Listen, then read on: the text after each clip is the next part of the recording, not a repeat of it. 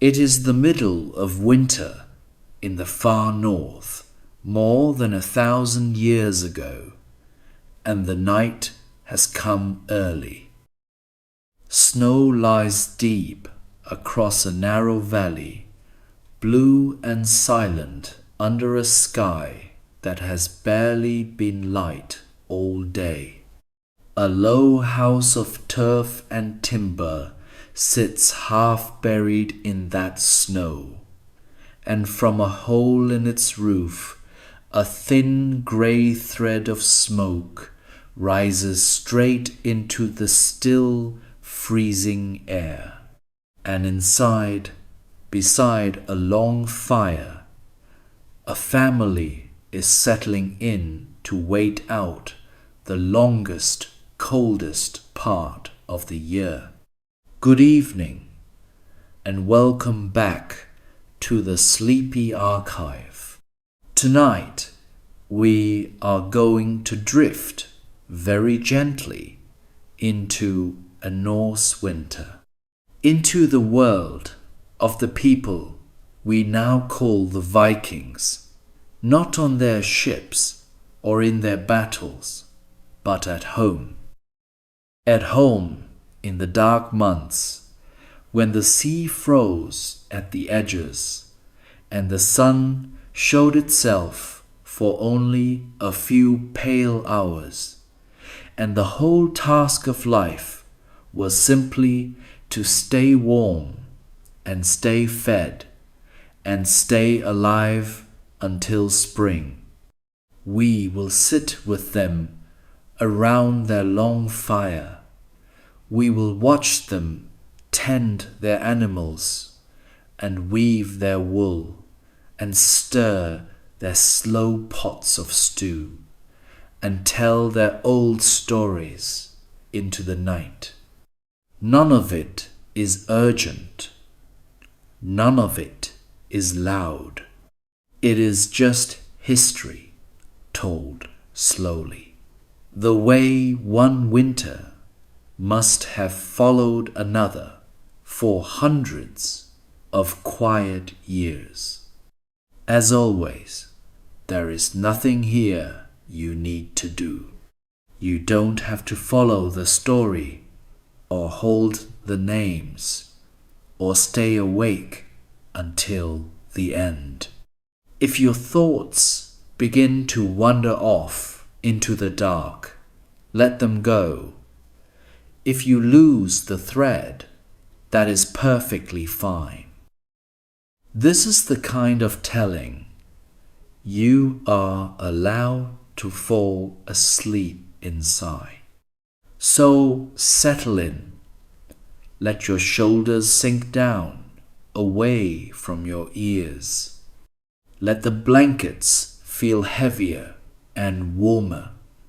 Let your breathing slow and lengthen and soften. Whenever you are ready, close your eyes.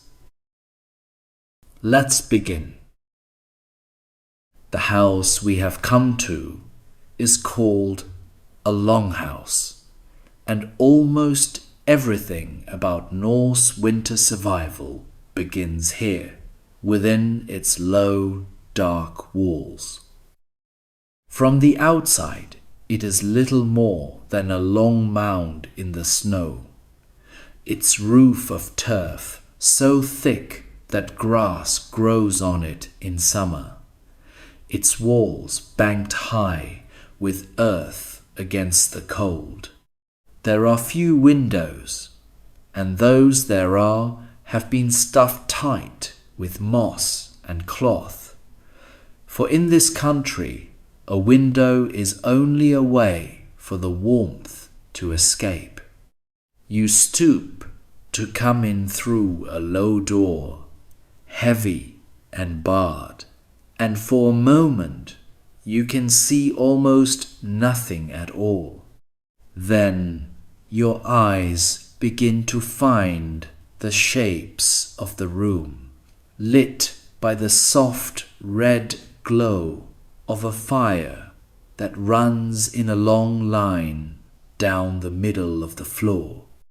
The air is warm and thick, and it smells of wood smoke and of wet wool and of the animals kept somewhere beyond the far wall. A whole family lives here in this single long room, and tonight they are all within it. Thorvald, the farmer, broad and heavy-bearded, sits near the fire with his big scarred hands open to the heat. Gudrun, his wife, the mistress of the house, moves quietly along the benches with a ring of iron keys at her belt. An old grandmother is wrapped in a heavy shawl in the warmest corner, and a boy of 12 lies on his stomach near the embers, watching the flames. To us, a single dark room shared by a whole household might seem a poor and crowded sort of home. But on a night like this, with the cold pressing in on every side, there is great wisdom in it. Everybody in the room gives off its own small warmth. Every wall of turf holds that warmth close. And so the longhouse becomes, against all the dark and ice outside, a single living, breathing nest.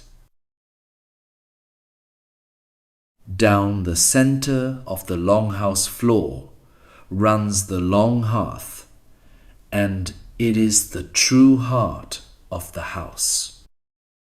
It is not a small fire in a corner, but a trench of stone laid into the earthen floor, sometimes the length of several people lying head to foot. Along it, low flames and glowing embers burn through the day and through the night, and they are never, if it can be helped, allowed to go fully out. For these people, fire was not a thing to be lit and put out as it pleased them. It was a thing to be kept. Striking a new flame in a cold, damp house with flint and steel and a little dry tinder was slow and uncertain work, especially with frozen fingers. Far better to bank the fire each night, to cover the embers with ash so they smouldered low until morning, and then to wake them again with a breath and a handful of twigs. The fire did everything. It warmed the room and dried the wet clothes hung above it, and cooked the food in the iron pot that swung over it on a chain. It gave the only real light in the long dark hours, a soft and shifting amber light that fell on the faces gathered near it, and it filled the upper air with smoke, which rose slowly and found its way out through a single hole in the roof, far above. There was no chimney, as we would know one, only that smoke hole, and so the air near the roof was always hazy and stinging. But down low, where the people sat and slept, the air was clearer and warm, and that was where life was lived. A family on a winter night kept close to the floor, close to the fire, close to one another, in the bright, warm seam between the cold ground and the smoky dark above. Keeping the fire alive was, more than anything, the work of the mistress of the house. Gudrun knew the long hearth the way a sailor knows the sea. She knew where it ran hot and where it sulked, and how much wood it would eat in a night. Through the short day she fed it carefully, never wastefully, laying on split logs of birch and pine, for wood too was a thing the winter could run short of. She would crouch beside the embers and study them with a practiced eye. A fire could be coaxed, but it could not be hurried, and a fire let go too low on a freezing night was a danger to everyone under that roof. So she added a log and waited and turned it and let the heat build steadily, the way you might tend something living. In the evening came the most careful task of all, the banking of the fire. She would rake the bright coals together into a low, glowing heap, and then draw soft grey ash over them like a blanket. Beneath that ash, the embers would breathe slowly all night long, holding their heat, keeping a small red life going until the dawn. In the cold grey morning, while the others still slept under their furs, she would be the first to stir. She would brush the ash aside to find the embers still faintly glowing, and lean close and blow very gently until a thread of smoke became a small flame. A handful of dry twigs, a little more breath, and the long fire would wake again, and the warmth would begin once more to fill the room. It was a quiet, repeating sort of work, done every day, all winter long, without thanks and without ceremony. But it was, in the plainer sense, the work that kept them all alive. For while the fire lived, the house lived, and the keeping of that fire never truly stopped. The longhouse held its heat not only because of the fire, but because of the way it was built. Thorvald, like his father and his father's father, had raised these walls to do one thing above all: to hold the warm in and keep the cold out. And the cheapest, surest material for that, in a land of few great forests, was the earth itself. The walls were thick, sometimes the width of a tall man's arm, and they were made of cut turf and stacked stone and packed soil. Turf was cut from the ground in heavy blocks, the grass and roots still in it, and laid up course by course like great green bricks. Such a wall did not let the wind through. It sat against the weather like the side of a hill, and inside it the air stayed still and warm. The roof, too, was turf laid over a frame of precious timber and birch bark, growing its own coat of grass in the warmer months. It was heavy and it had to be repaired, but it kept the snow and the rain out, and it held the warmth down where the people lived. A house like this could last a lifetime and more, settling slowly deeper into the land it was made from. To stand inside it on a winter night was to be wrapped in the earth itself. The cold might be a terrible thing just beyond the wall, a thing that could kill a man in an hour out on the open fells. But here, behind a yard of turf, with the fire burning down the middle of the floor, that cold was only a memory, a sound of wind, a draught at the door. Thorvald had banked earth still higher against the outside walls before the snows came, the way one pulls a blanket up before sleep. He had stuffed every crack with moss and seen to the roof and barred the door against the night. And now there was little to do but trust the old walls, as his people always had, to do their slow and patient work.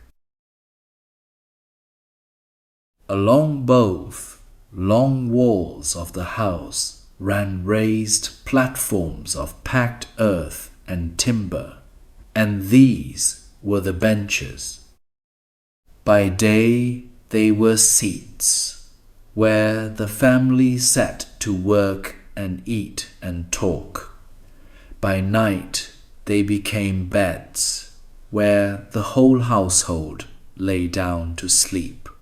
They were built up off the floor, away from the cold that always crept along the ground, and nearer to the gentle warmth that gathered in the room. The benches were spread thick with whatever could be spared to soften them and to hold in warmth. There were sheepskins, the wool still on them, and woolen blankets, and great heaped furs, and sacks of straw. A Norse family did not sleep alone in a wide, cold room, but pressed close together along these benches, under shared coverings, sharing their warmth as freely as they shared the fire. The old grandmother had the warmest place of all, nearest the heart of the fire. That was the custom and the kindness, for the very old and the very young feel the cold the most. She lay wrapped in her shawl and her sheepskin lap-robe, and the boy often curled up not far from her, where the heat still reached. There was a deep comfort in it, this lying down together in the dark, with the fire glowing low and the wind shut outside. The furs were heavy, the wool smelled of smoke and of the sheep it came from.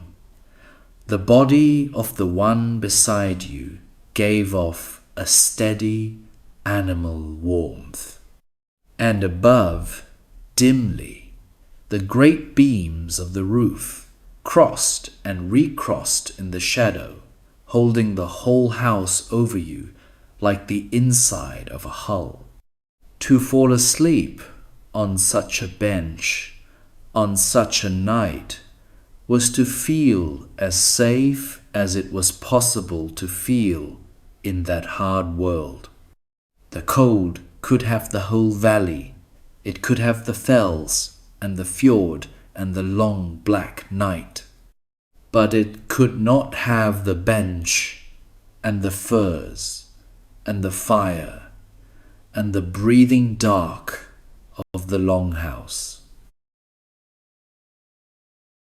If you had stepped into that longhouse, the first thing to trouble you after the dark would have been the smoke. There was always smoke. It hung in a soft blue layer up near the roof, and it stung the eyes if you stood, and it blackened the beams to a deep and shining soot. The people had lived with it all their lives, and they had learned, without thinking, to keep low beneath it, where the air was kinder. That smoke was not only a nuisance, it did quiet work of its own. It helped to keep the timbers dry and free of rot. It drove off some of the insects that might otherwise have plagued the thatch and the stores. And it carried always the smell of the fire, of burning birch and pine, a smell so woven into the house that it lived in the very wool of their clothes. By night, with the door barred and the fire banked low, the longhouse drew in upon itself. The light shrank to a soft red glow along the hearth. The shadows climbed the walls and gathered in the roof, and the sounds grew small and close. The settling of the embers, the breathing of the sleepers, the slow shift of an animal somewhere beyond the partition. It was a darkness without fear in it, for it was a known darkness, the same each night. Thorvald might rouse once to listen to the wind, to judge whether the weather was turning, and then lie down again. Gudrun might wake to see to the fire, and find the embers safe under their ash, and sleep once more. This was the rhythm of the deep winter, repeated night upon night, week upon week, through the heart of the dark months. The world outside grew harder and whiter and more silent. The world inside grew warm and close and slow. And in that close, warm dark, the family endured, as their people had always endured, simply by staying near the fire and near each other. Let us stay a moment longer in this first warm room before we go out to see how it was kept supplied. For the longhouse was not only a shelter from the cold, it was the whole world of the winter, the place where almost everything happened. Here they slept and ate and worked and quarreled and mended and waited, all in the one long smoky room. In the corner, the grandmother dozed and woke and dozed again, her hands still in her lap, her face soft in the firelight. She had seen 70 winters, which in that country was a very great age, and she had a memory of older houses and older ways. The young ones came to her to be near her warmth, and to hear, when she was minded to tell it, some scrap of an old tale. Gudrun moved among them all, quiet and steady, the keys at her belt marking her as the one who held the stores. It was she who knew how much grain remained, how much dried fish, how many days of winter still lay ahead. The whole survival of the household rested in large part on her careful reckoning, made and remade through the dark months. To sit in that room was to feel the slow, patient pulse of a life built entirely around lasting until spring. There was no thought of hurry. The winter could not be hurried. It could only be outlasted, day by warm, dark day. And so the household settled and rested and breathed, and the fire burned low between them all. We will leave them here, for now, gathered safe in the long dark room. The food they eat through these months did not appear by chance. It was gathered and dried and salted and stored with great care against this very season. And it is to those stores, to the smoked fish and the salted meat and the tubs of Skyr, that we will go next. A little apart from the longhouse, raised up off the cold ground on stout timber legs, stood the storehouse. It was a small plain building, but in the depth of winter it was perhaps the most precious one of all, for in it lay the difference between life and hunger. Everything the family would eat between the first snow and the first green of spring had been gathered here through the busy months and set by. The storehouse was raised up on legs for a reason, and a wise one. Up there, away from the earth, the cold air kept the food from spoiling, and the height kept it safer from mice and rats and the damp. To climb up into it was to step into a cold, still, frost-touched room where your breath hung white in the thin, grey light. And what a room it was to the eyes of a people facing a long winter. From the beams hung dark sides of salted mead and joints of smoked mutton, stiff and dry. Along the walls stood barrels and wooden tubs, and shelves held crocks and sacks, and bundles of dried fish were stacked like firewood. For these people did not buy their winter food as we might, a little at a time, as they needed it. They could not. When winter closed in, no more food would come. The sea grew dangerous. The land gave nothing. The days were too short to hunt far. So everything had to be ready before the snows, gathered at harvest and slaughter time, and made to last for months. The whole warm half of the year had been, in a sense, a long preparation for the cold half. Every fish dried, every joint salted, every tub of grain was a small act of foresight, a message sent from summer to winter.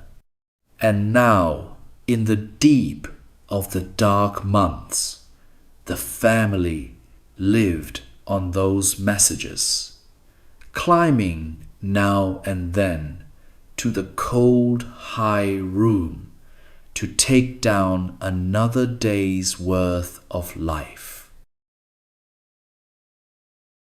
On a still grey morning, Thorvald and Gudrun climbed together into the storehouse to take stock of what remained.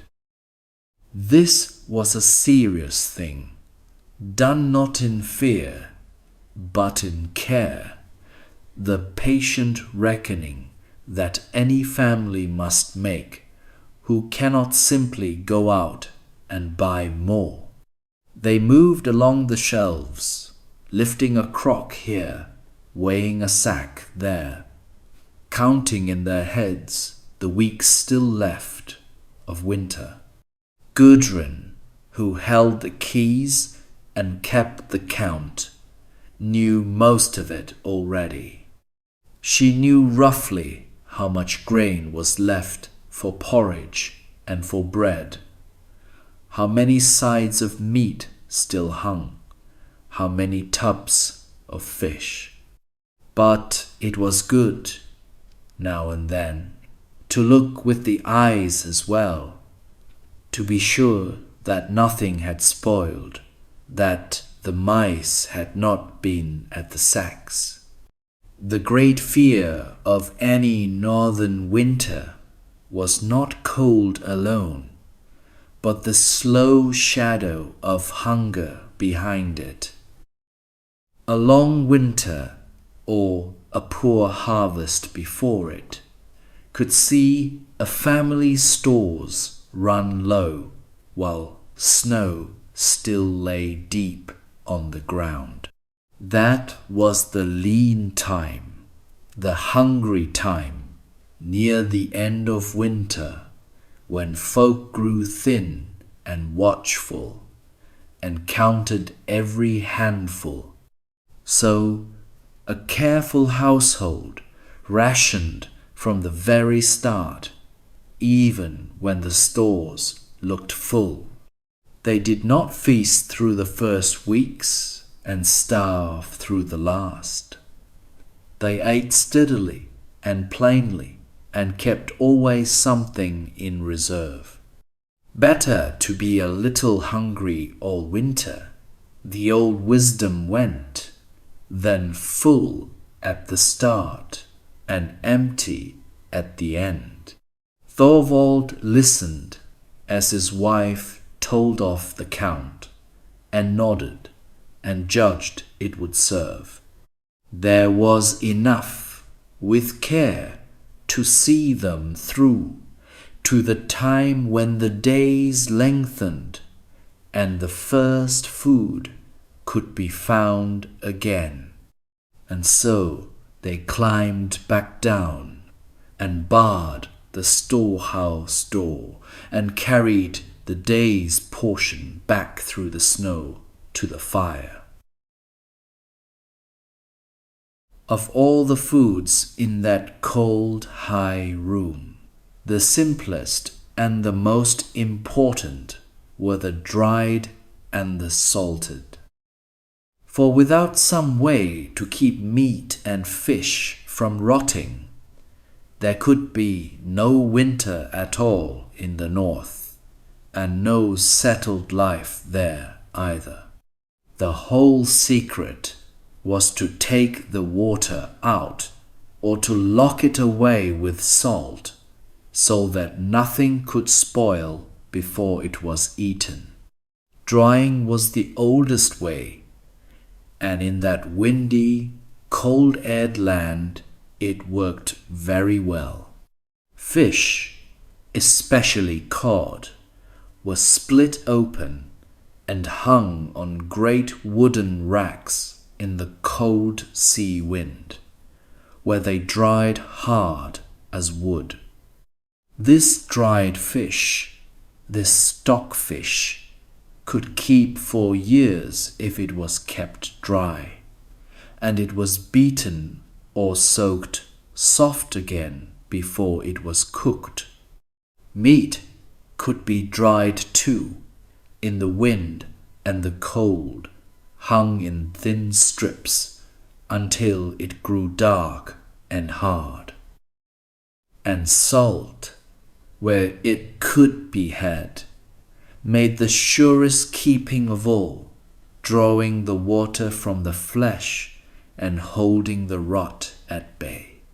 Salting a side of pork or mutton or packing fish down in brine meant it would last the whole long winter through. It was plain food, this, and it asked for patience to prepare and patience to eat. Dried fish had to be soaked and softened. Salted meat had to be steeped to draw the worst of the salt out before it went into the pot. But it was honest food and filling, and above all, it was food that could be trusted, not to spoil while the snow lay deep. Hanging in the cold storehouse, those dark, stiff shapes were not much to look at, but to a people who knew what a winter could do, they were a kind of wealth, hung up where they could see it. Every joint, every fish, was a day they would not go hungry, set aside by their own hands in the warmer months. Gudrun took down a length of dried cod from where it hung, stiff and pale, and turned it in her hands. It was as hard as a board, and it gave off the faint, clean smell of the sea and the wind that had cured it through the autumn. This was stockfish, the great standby of the northern winter, and there was perhaps no food more dependable in all that cold country. The making of it was simple and very old. The fish were caught and split, and the heads taken off, and then they were hung.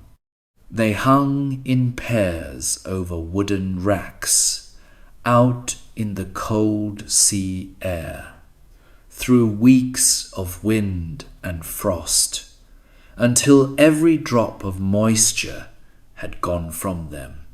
What was left was light and hard and almost imperishable, a fish turned nearly to wood that would keep far longer than any fresh thing could. To cook, it took foresight, for it could not simply be put in the pot. First, it had to be beaten or soaked for a day or more in water, until the hard flesh swelled and softened, and remembered that it had once been fish. Then it could be boiled and broken into a porridge or a stew, and it gave up at last its plain, strong, lasting goodness. Gudrun set the stockfish by the others, lined up like pale planks against the wall.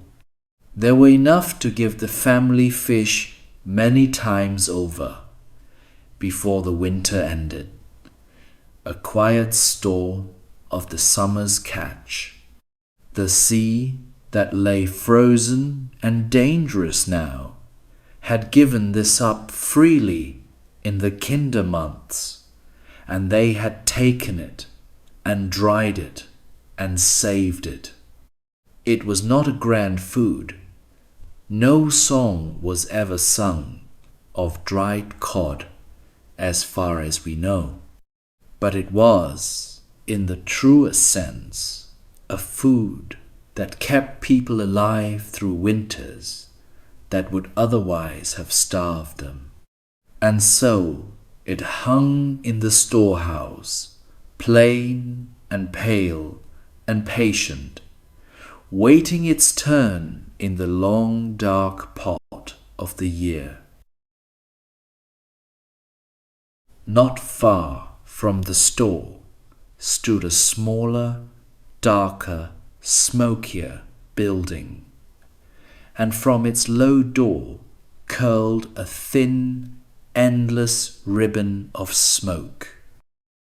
This was the smokehouse, where some of the meat and fish were preserved in another old and trusted way by hanging them above a slow, smouldering fire. Smoke, like salt and wind, could keep food from spoiling, and it gave it besides a deep, dark, savory taste, all its own. Inside, the air was thick and close, and stung the eyes far more than the longhouse ever did. Joints of meat and split fish hung from the rafters on hooks and cords, high above a fire that was never allowed to flame. The trick was to keep the fire low and smouldering, so that it gave smoke without much heat, smoke that rose and wrapped the hanging food in its blue haze. The wood mattered. Folk favored certain woods for the smoking, alder and juniper among them, for the flavor they gave and the way they burned, slow and steady. Day after day, the smoke drifted up, and the meat darkened and dried, and took on the keeping power that would carry it through the cold. It was patient, watchful work, this smoking. The fire had to be tended so it never blazed up and cooked the meat too fast, nor died and let it spoil. Someone looked in often to feed it a little more, to settle it down, to judge by the smell and the color how the work was going. And slowly, over days, fresh, perishable flesh became dark, firm, smoke-cured food that could hang for months. When at last a smoked joint or a smoked fish came down and into the winter pot, it gave back all that patience. The stew took on a deep, woody, savory richness, and the whole longhouse filled with the smell of it. Outside the snow might lie deep and the dark press close, but a pot of smoked meat over the fire was a small and certain comfort against it all. When the family needed meat for the days ahead, it was Thorvald and the thrall who went out to fetch it. The thrall was the bondsman of the farm, the unfree servant who did much of the hardest and coldest work, and on a winter farm there was always such work to do.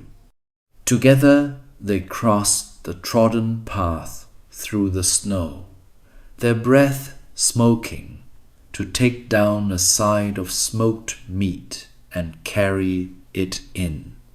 It was heavy and stiff and cold to the touch, and they bore it between them with care.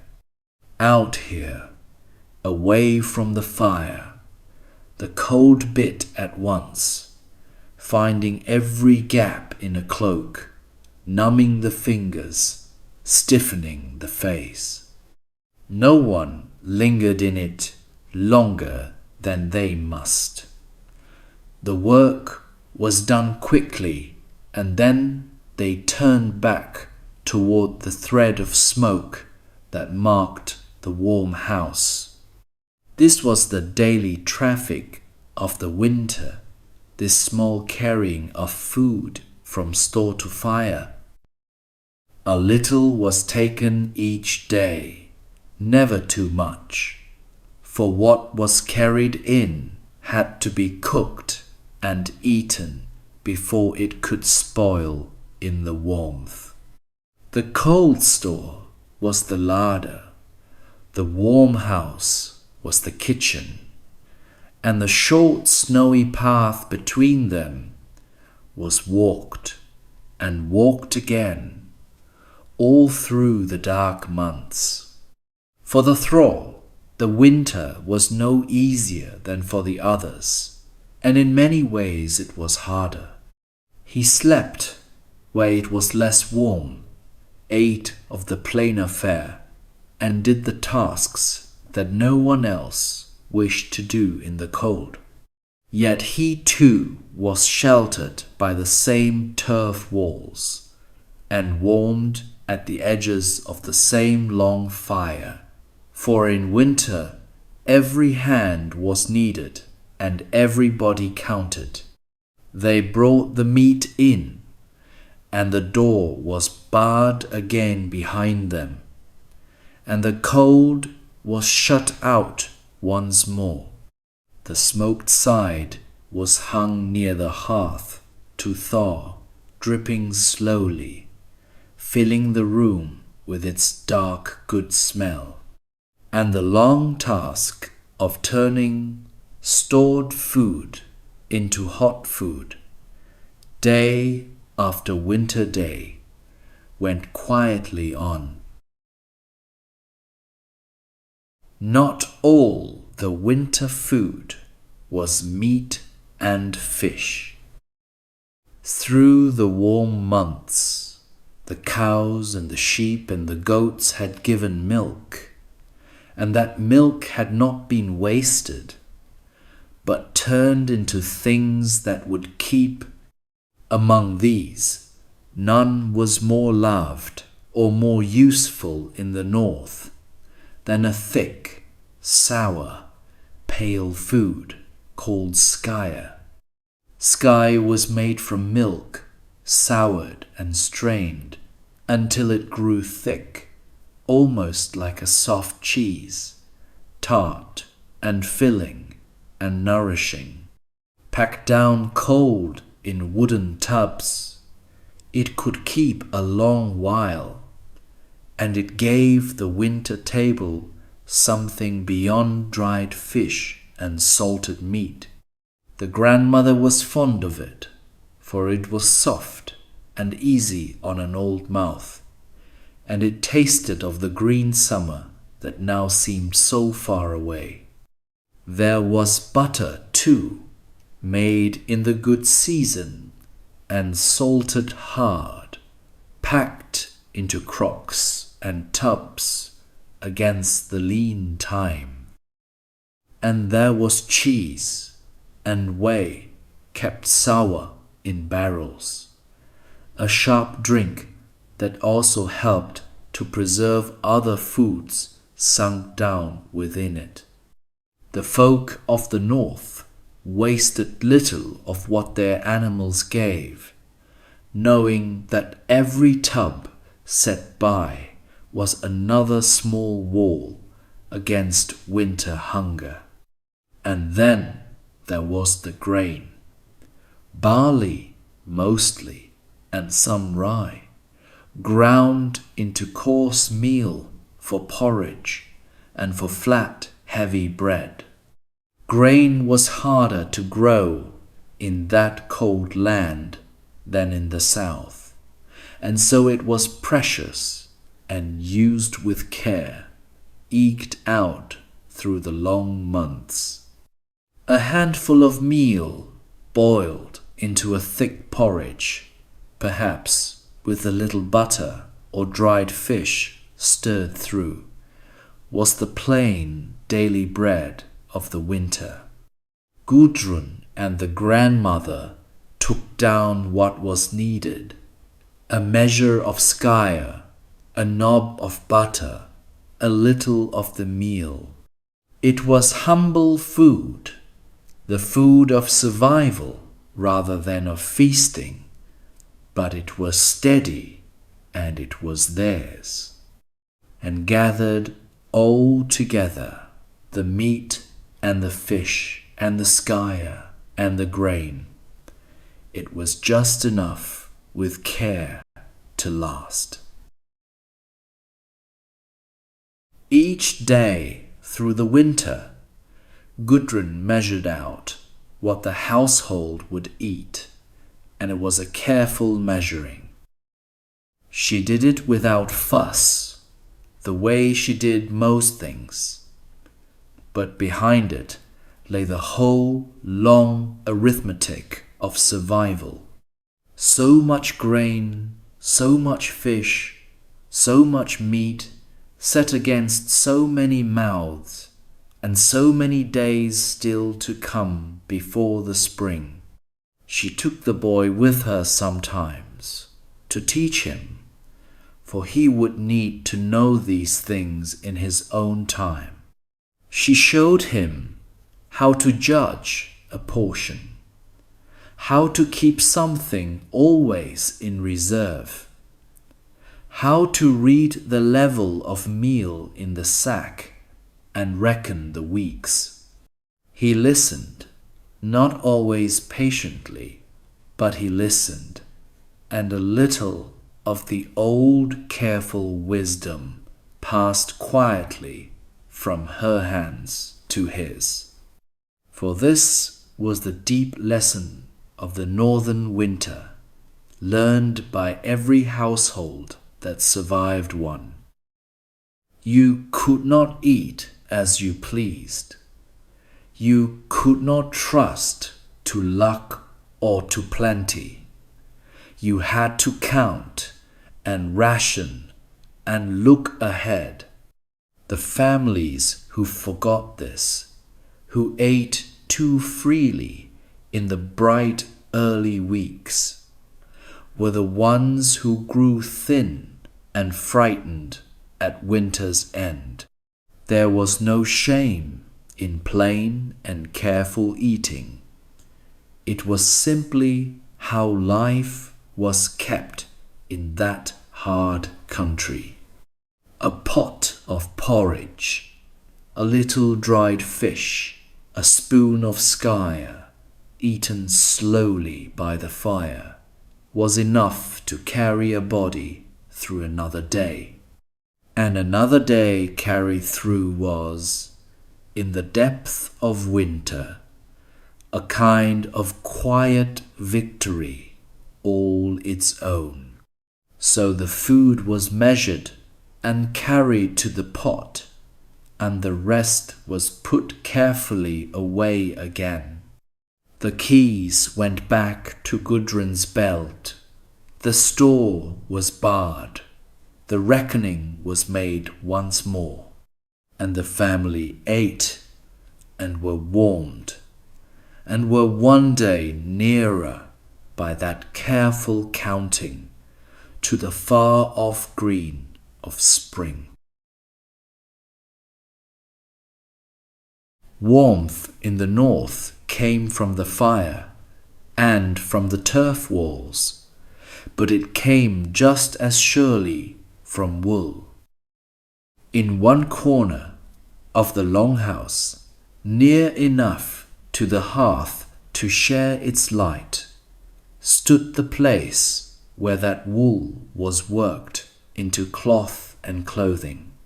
And here, through the long dark months, much of the household's quiet labor was done. by hands that were almost never wholly idle. The chief thing in that corner was the loom, a tall, upright frame leaning against the wall, taller than a standing woman. From its top beam hung the long threads of the warp, and at the bottom they were weighted down with rows of round fired clay weights, so they hung straight and taut. On such a loom, working downward, the woman of the house wove the woolen cloth from which nearly all their clothing was made. Around the loom lay the rest of the craft. There were baskets of raw wool and carded wool, soft as cloud, and skeins of spun yarn in the natural greys and browns of the sheep, and some dyed a soft madder red. There were distaff and spindles and bow needles and combs, and all the small patient tools by which a fleece became, in the end, a warm cloak against the snow. For in that country you could not be cold and live. Clothing was not adornment, but armor against the winter. And so the making of it was no small matter, but a long, steady, year-round task, taken up most of all in the dark months when little could be done outside. The wool grew on the sheep through the year. The hands of the house turned it slowly into warmth that could be worn. It was good work for the winter, this. It could be done by firelight, sitting close to the warmth, talking quietly as the hands moved. The loom clattered softly. The spindle turned. The yarn grew, thread by thread, into cloth. And from that cloth came the very clothes that let them step, when they had to, out into the killing cold. Gudrun stood at the great upright loom, weaving, as she had stood many winters before. The work was slow and rhythmic, and there was a kind of peace in it. The same few motions repeated until the cloth grew long. She passed the weft thread across the hanging warp and pressed it up tight, and the row of clay weights swung and clicked softly with each beat. Weaving on such a loom was a whole body labor, done standing, reaching up, beating the thread upward into place. A length of cloth might take many days, even weeks, of such patient work, growing only a hand's breadth at a time. But there was no hurry in winter, and every length she finished was warmth that the family would wear or trade or store against need. The cloth she made was wool, always wool, for wool was the great gift of the northern animals.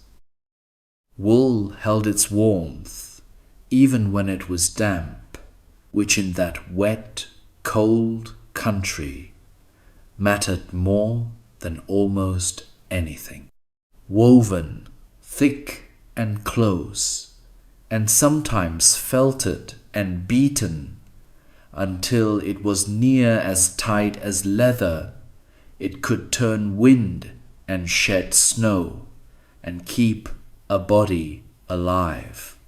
She wove the plain stuff for every day, and finer stuff for better wear, and the heavy stuff for cloaks and blankets. Some of it she dyed, with plants gathered in the summer, soft reds and yellows and earthy browns, for they loved colour even here. But most of it kept the natural shades of the sheep, the greys and the creams and the dark browns, plain and warm and good. To watch her at it was to watch something older than memory, a thing women had done in that land for 1,000 years and more. The loom leaned against the wall. The weights swung gently. The firelight moved on the growing cloth. And thread by thread, beat by beat, the winter's warmth was woven into being. Near the fire, in her warm corner, the old grandmother sat spinning as she had spun all her long life. Her eyes were too dim now for the fine work of the loom, but her hands still knew the spindle and could do it almost without looking. And so this was her task in the winter, this quiet, endless turning of wool into thread, given to the oldest as the gentlest of the labours. She held the distaff, a staff wound about with soft carded wool, in the crook of her arm. With her fingers she drew out a few fibres and twisted them and set the spindle turning, a small weighted whirl that spun and dropped slowly toward the floor. As it spun, it twisted the drawn-out wool into yarn, and when it reached the ground, she wound the new thread on and began again. It was the most patient work imaginable, and the most necessary. For before any cloth could be woven, there had to be thread, and an astonishing length of it, more than anyone who has not spun could easily believe. A single garment, woven and worn, held within it many, many hours of spinning, hours given mostly by the old women in the firelit dark. The grandmother did not mind it. Her hands moved of themselves, and her mind could wander where it pleased. She could doze a little, and spin, and wake, and spin, and remember the winters of her girlhood, and spin. The thread grew on the spindle, slow and even, and a small, soft heap of yarn gathered in the basket at her side. In this way, the very oldest of the household still did her share, still added her hours to the common warmth. She could no longer cut wood or haul water or stand at the loom, but she could spin, and so she did. And the thread she made, twisted slowly by the fire, would one day be cloth, and the cloth would one day be a cloak against some winter she might not live to see. Let us look closely for a moment at the wool itself, the soft plain stuff on which so much of their survival rested.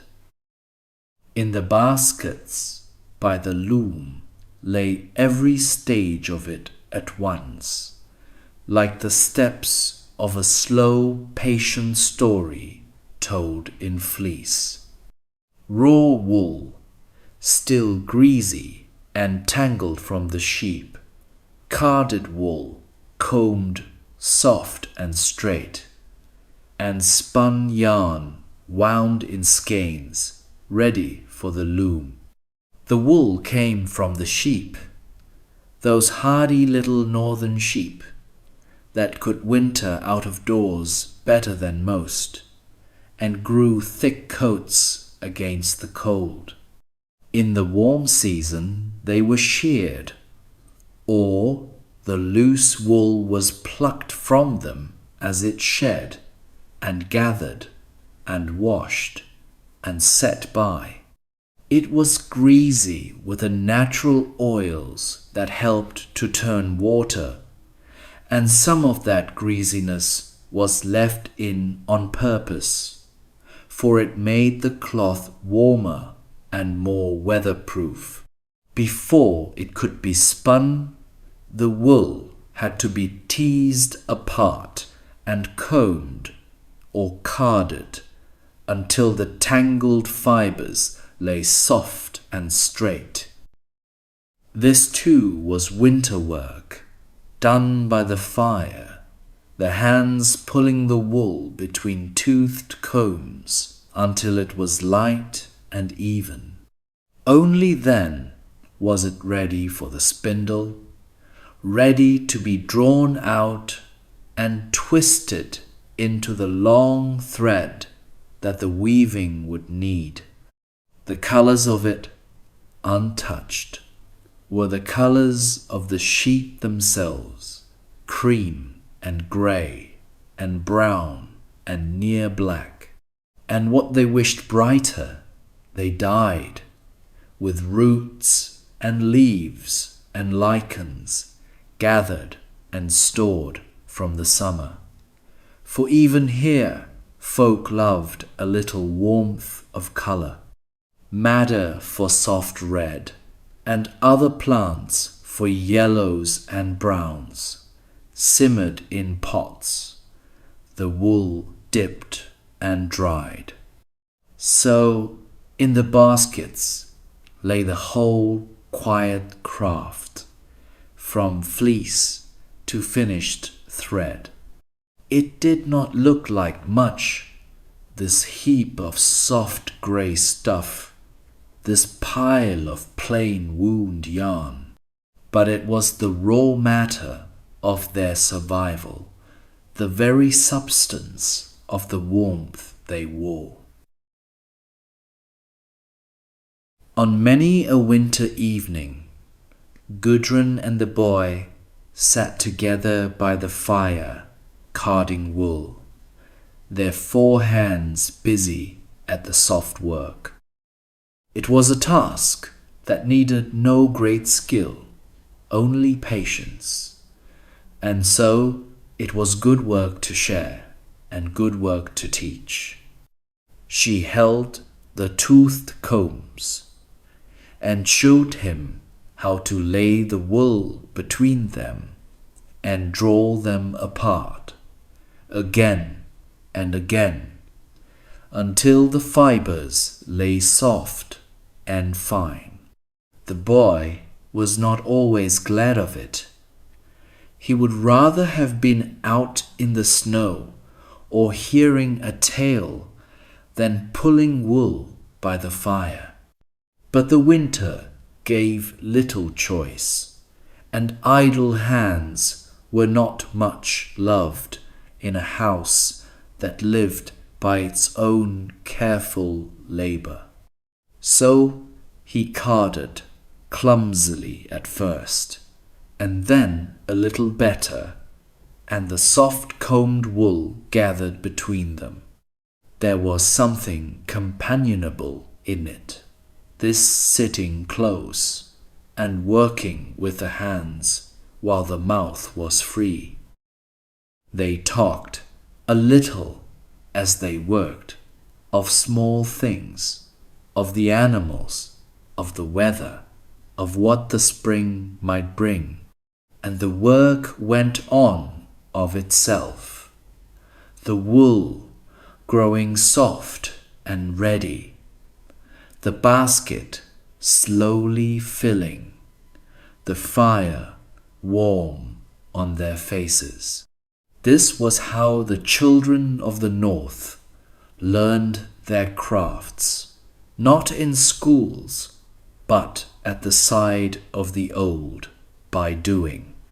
The boy learned to card from his mother, as she had learned from hers, and as the grandmother had learned from a mother long since dead.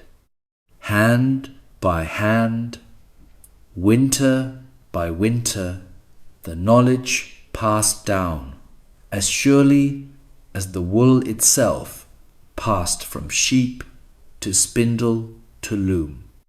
By the time the fire was banked that night, there was a good heap of carded wool ready for the spinning. The boy's hands had grown surer, and his fingers knew a little more than they had that morning.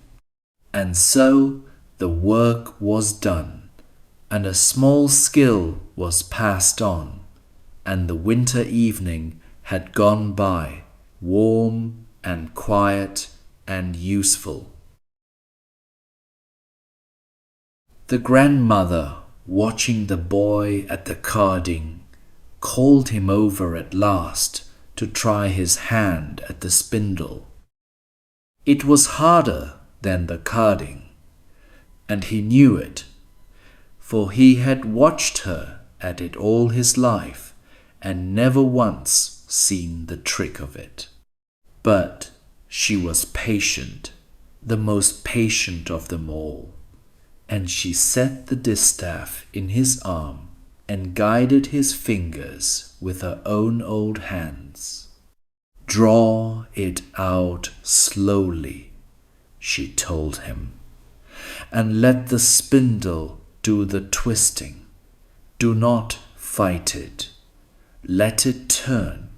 He tried, and the thread broke, and the spindle clattered to the floor, and he frowned. She only smiled her toothless smile, and bid him try again, for everyone broke the thread at first, she said, even she, long ago. So he tried again, and now and then, for a moment, the thread held and grew, and a little crooked yarn wound onto the spindle. It was lumpy and uneven, nothing like her smooth, even thread, but it was thread, and it was his, and that was a thing. The grandmother nodded, well pleased, and told him that in time and with many winters of practice, his hand would learn it too. There was no hurry in her teaching, and no scolding. The winter was long, and there would be many evenings yet. She had taught his mother and others before her, and she knew that the hands learned slowly but surely, if only they kept on. And there was a quiet joy in it for her, this passing on of a skill she had carried for 70 years, to small clumsy hands by the same old fire. When at last he set the spindle down, his bit of crooked yarn safe in the basket, he was prouder than he would have said. The grandmother settled back into her shawl and took up her own spinning once more, smooth and even and slow. and the two of them spun on together a while, the old hands and the young, in the warm firelit dark. All this labour, the carding and the spinning and the long weaving, came at last to one plain purpose: clothing that could keep a body alive. For to step out into a northern winter poorly clad was to court death, and the people knew it and dressed against the cold with great care. The secret of it was layers, layer upon layer of wool, trapping the warmth close against the skin. Next to the body went an undershirt, an undergown of softer wool, or sometimes of linen, light and close. Over that came the heavier wool, the tunic or the dress, thick and warm and woven close. And over all came the great cloak, the heaviest of all, felted and dense, wrapped about the shoulders and pinned with a brooch to turn the wind and shed the snow. The head was covered, and the hands and the feet, for it was at the edges of the body that the cold did its worst harm. There were hoods and caps of wool, and mittens and stockings, and leg wraps bound about the lower leg with cord.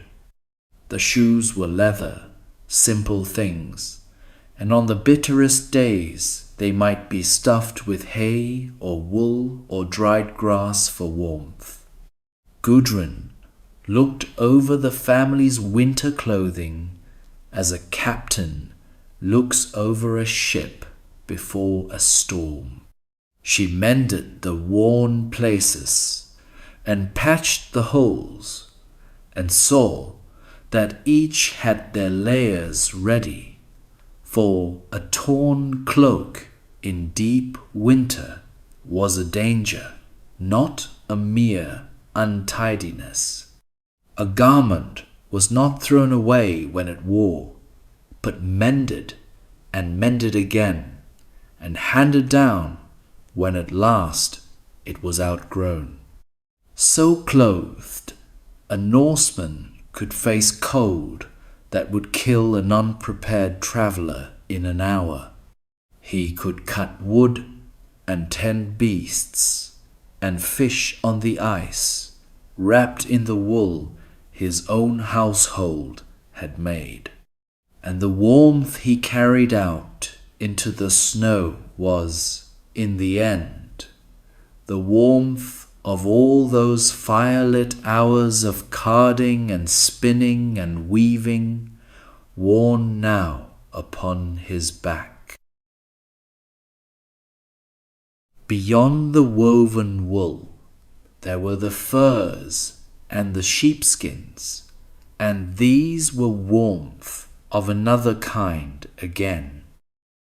Heaped on a carved chest in the longhouse lay the family store of pelts, thick sheepskins with the fleece still on, and the skins of other beasts taken in the hunt.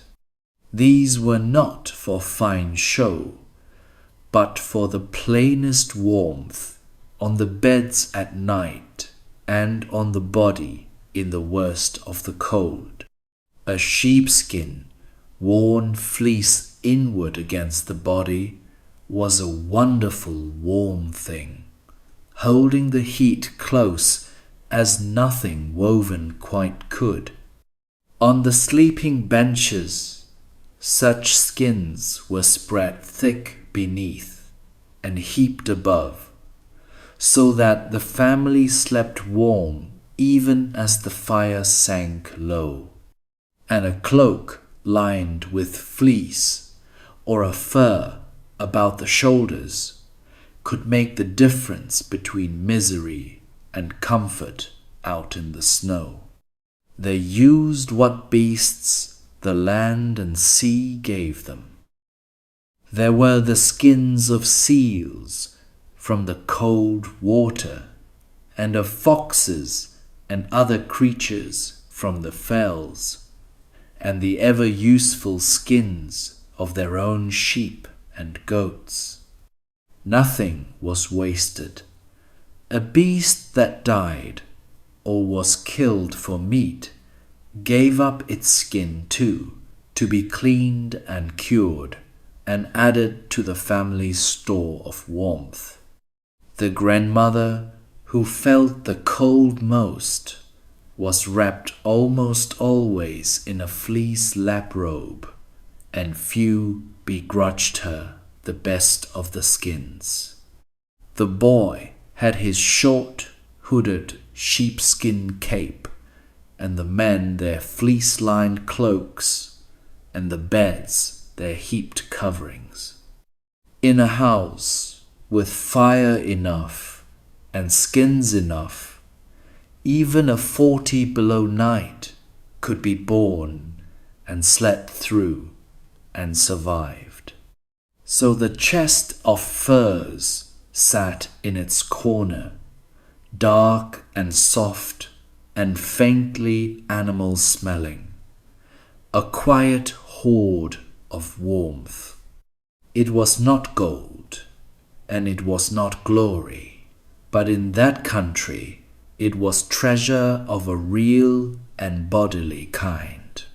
For warmth in the deep north was life itself, and these soft skins were warmth that could be carried and worn and slept beneath. There is one more thing that shared the shelter of the longhouse through the winter, and it was not a thing at all but the animals.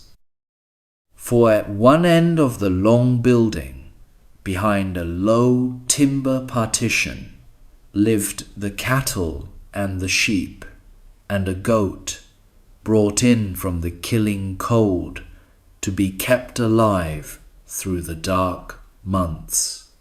This end of the house was the byre, and the keeping of the beasts there was one of the great labors and one of the great securings of the winter.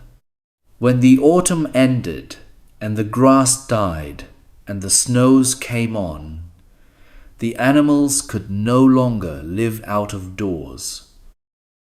The cold would have killed them, and there was nothing for them to eat under the deep snow. So they were brought into the very house where the people lived, to be sheltered behind the partition and fed from the stores of hay. Thorvald himself let the cattle in before the worst of the weather closed down. They came willingly enough, the shaggy little northern cows, knowing the warm, dark byre of old, for this was the way of every winter. He settled them in their stalls on the strawed floor, and saw that the partition was sound, and that they had hay and water within reach. It may seem a strange thing to share one's house with cattle through the winter, but there was deep sense in it.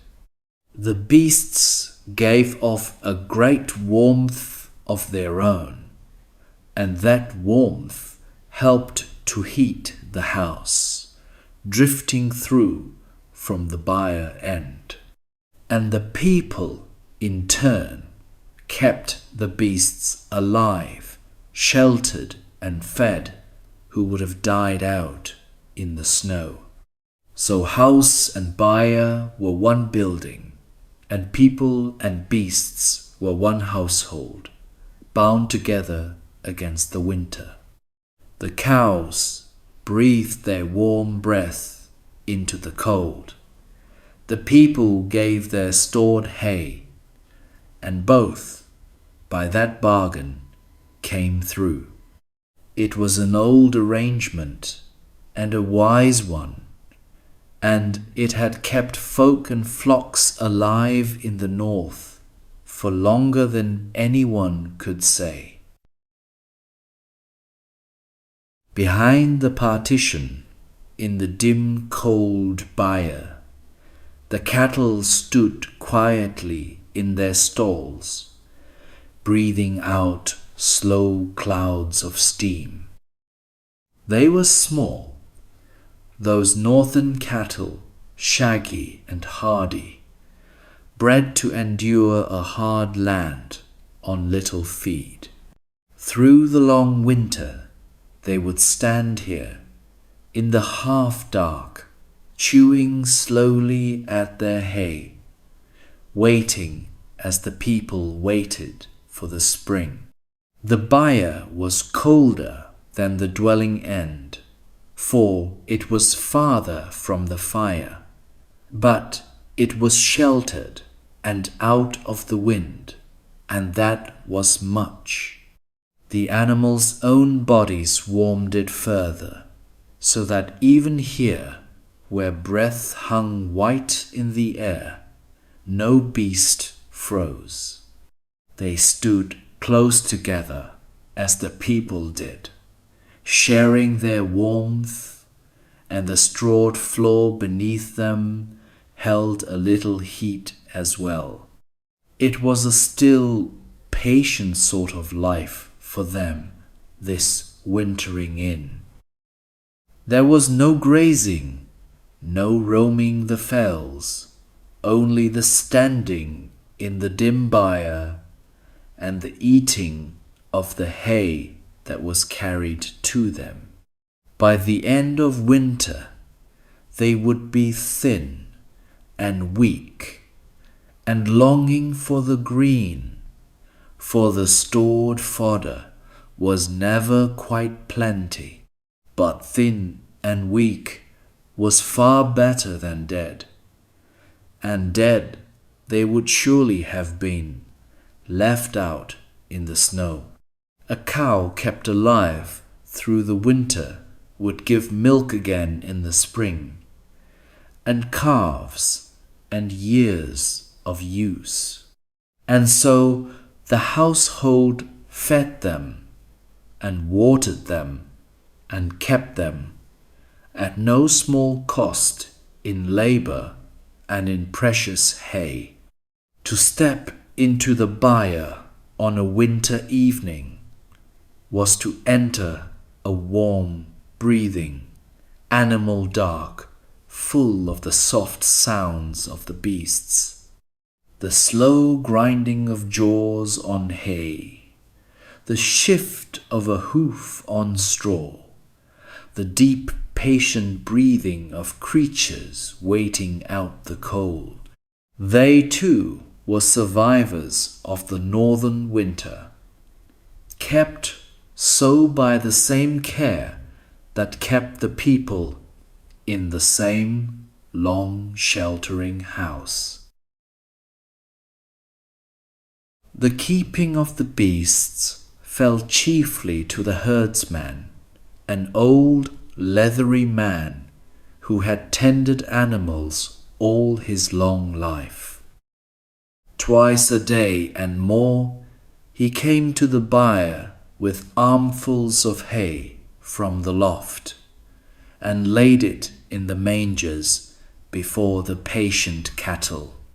This hay was the whole secret of wintering the animals, and the gathering of it back in the summer had been among the hardest of the year's labors. For there was only so much hay, and it had to last the whole long winter, fed out a little at a time. In the brief warm months, every hand that could swing a scythe had cut grass and dried it and stacked it against this very season. The size of the hay harvest decided how many beasts could be kept through the winter, and how many must be slaughtered in the autumn instead. So the herdsman fed the hay with the same care that Gudrun fed the household its grain, steadily, sparingly, looking always ahead. Too generous now, and the hay would run out before the spring, and the beasts would starve at winter's end. Too sparing, and they would grow too weak to recover. It was a fine judging, made by an old man's long experience. He knew his animals, each one, and how much each needed, and which were strong and which were failing. He spoke to them in a low, rough voice as he laid down their hay, the way a man speaks to creatures he has tended for years. And they knew him and were easy with him, and crowded gently to the manger when they heard his step. It was humble work, the carrying of hay to cattle in a dim, cold byre twice a day, all winter long. But on it hung the lives of the beasts, and on the beasts hung much of the family's future wealth and food. And so the old herdsman carried his armfuls of dried summer grass, day after winter day, and kept the animals alive. There was a less pleasant side to keeping animals in the house, and it fell, as such things did, to the thrall. For where beasts are kept, there is muck, and the byre had to be cleaned, lest it grow foul and sickly, and breed disease among the animal. So the thrall came with a wooden fork and a basket, and mucked out the stalls, and laid down fresh straw, as he did every few days through the winter. It was cold, hard, dirty work, the kind no one else wished to do, and so it was given to the lowest of the household. He forked out the old soiled straw, and carried it out into the snow to a heap that would, come spring, be spread on the fields as precious manure. For nothing was truly wasted on a Norse farm, not even this. The muck of the winter byre fed the crops of the coming summer. Then he laid down fresh straw, clean and dry, over the strawed floor, so the beasts might stand and lie in comfort. And he saw to the water, and checked the partition, and did the 100 small cold tasks that keeping animals indoors required. It was thankless labor, and he did it with little reward, for a thrall's lot in that world was a hard one. Yet even this lowest work was part of the great machine of survival that was the winter farm. A foul byre meant sick animals, and sick animals meant a poorer spring, and a poorer spring meant a hungrier year to come. So the cleaning mattered, as everything mattered, in a world where the margin between living and not living were so thin. The thrall finished his work and leaned his fork against the wall and warmed his raw red hands a moment at the edge of the fire's reach. The byre stood clean again, the beasts standing easy on fresh straw, the old muck carried out to wait for spring, and the long, quiet business of keeping every living thing in that house alive went on by many hands through the dark. Among the cattle in the byre were kept also a small flock of sheep and one stubborn old goat, and these the herdsman tended with special care. The sheep were the most precious beasts of all, in a way, for it was they who gave the wool, and the wool was warmth, and warmth was life. So they were sheltered and fed through the winter as faithfully as the cattle, and watched over that none should sicken or be lost. The boy liked the sheep and often came to the byre to help the old herdsman with them and to be among the warm, woolly bodies. He learned to tell one from another, and which were due to lamb in the spring, and how to handle them gently, and how to feed them. The herdsman, who had no children of his own, was glad of the company, and taught the boy what he knew, as the grandmother taught him to spin. The goat was a creature apart, clever and contrary, forever trying to get at food not meant for it. It gave milk even in winter when the others ran dry, which made it valued despite its mischief, for fresh milk in the dark months was a rare gift.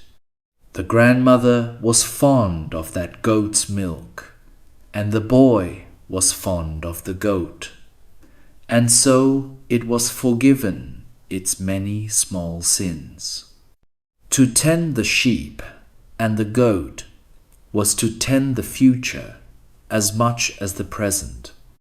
The sheep would give wool again, and lambs and the flock would grow.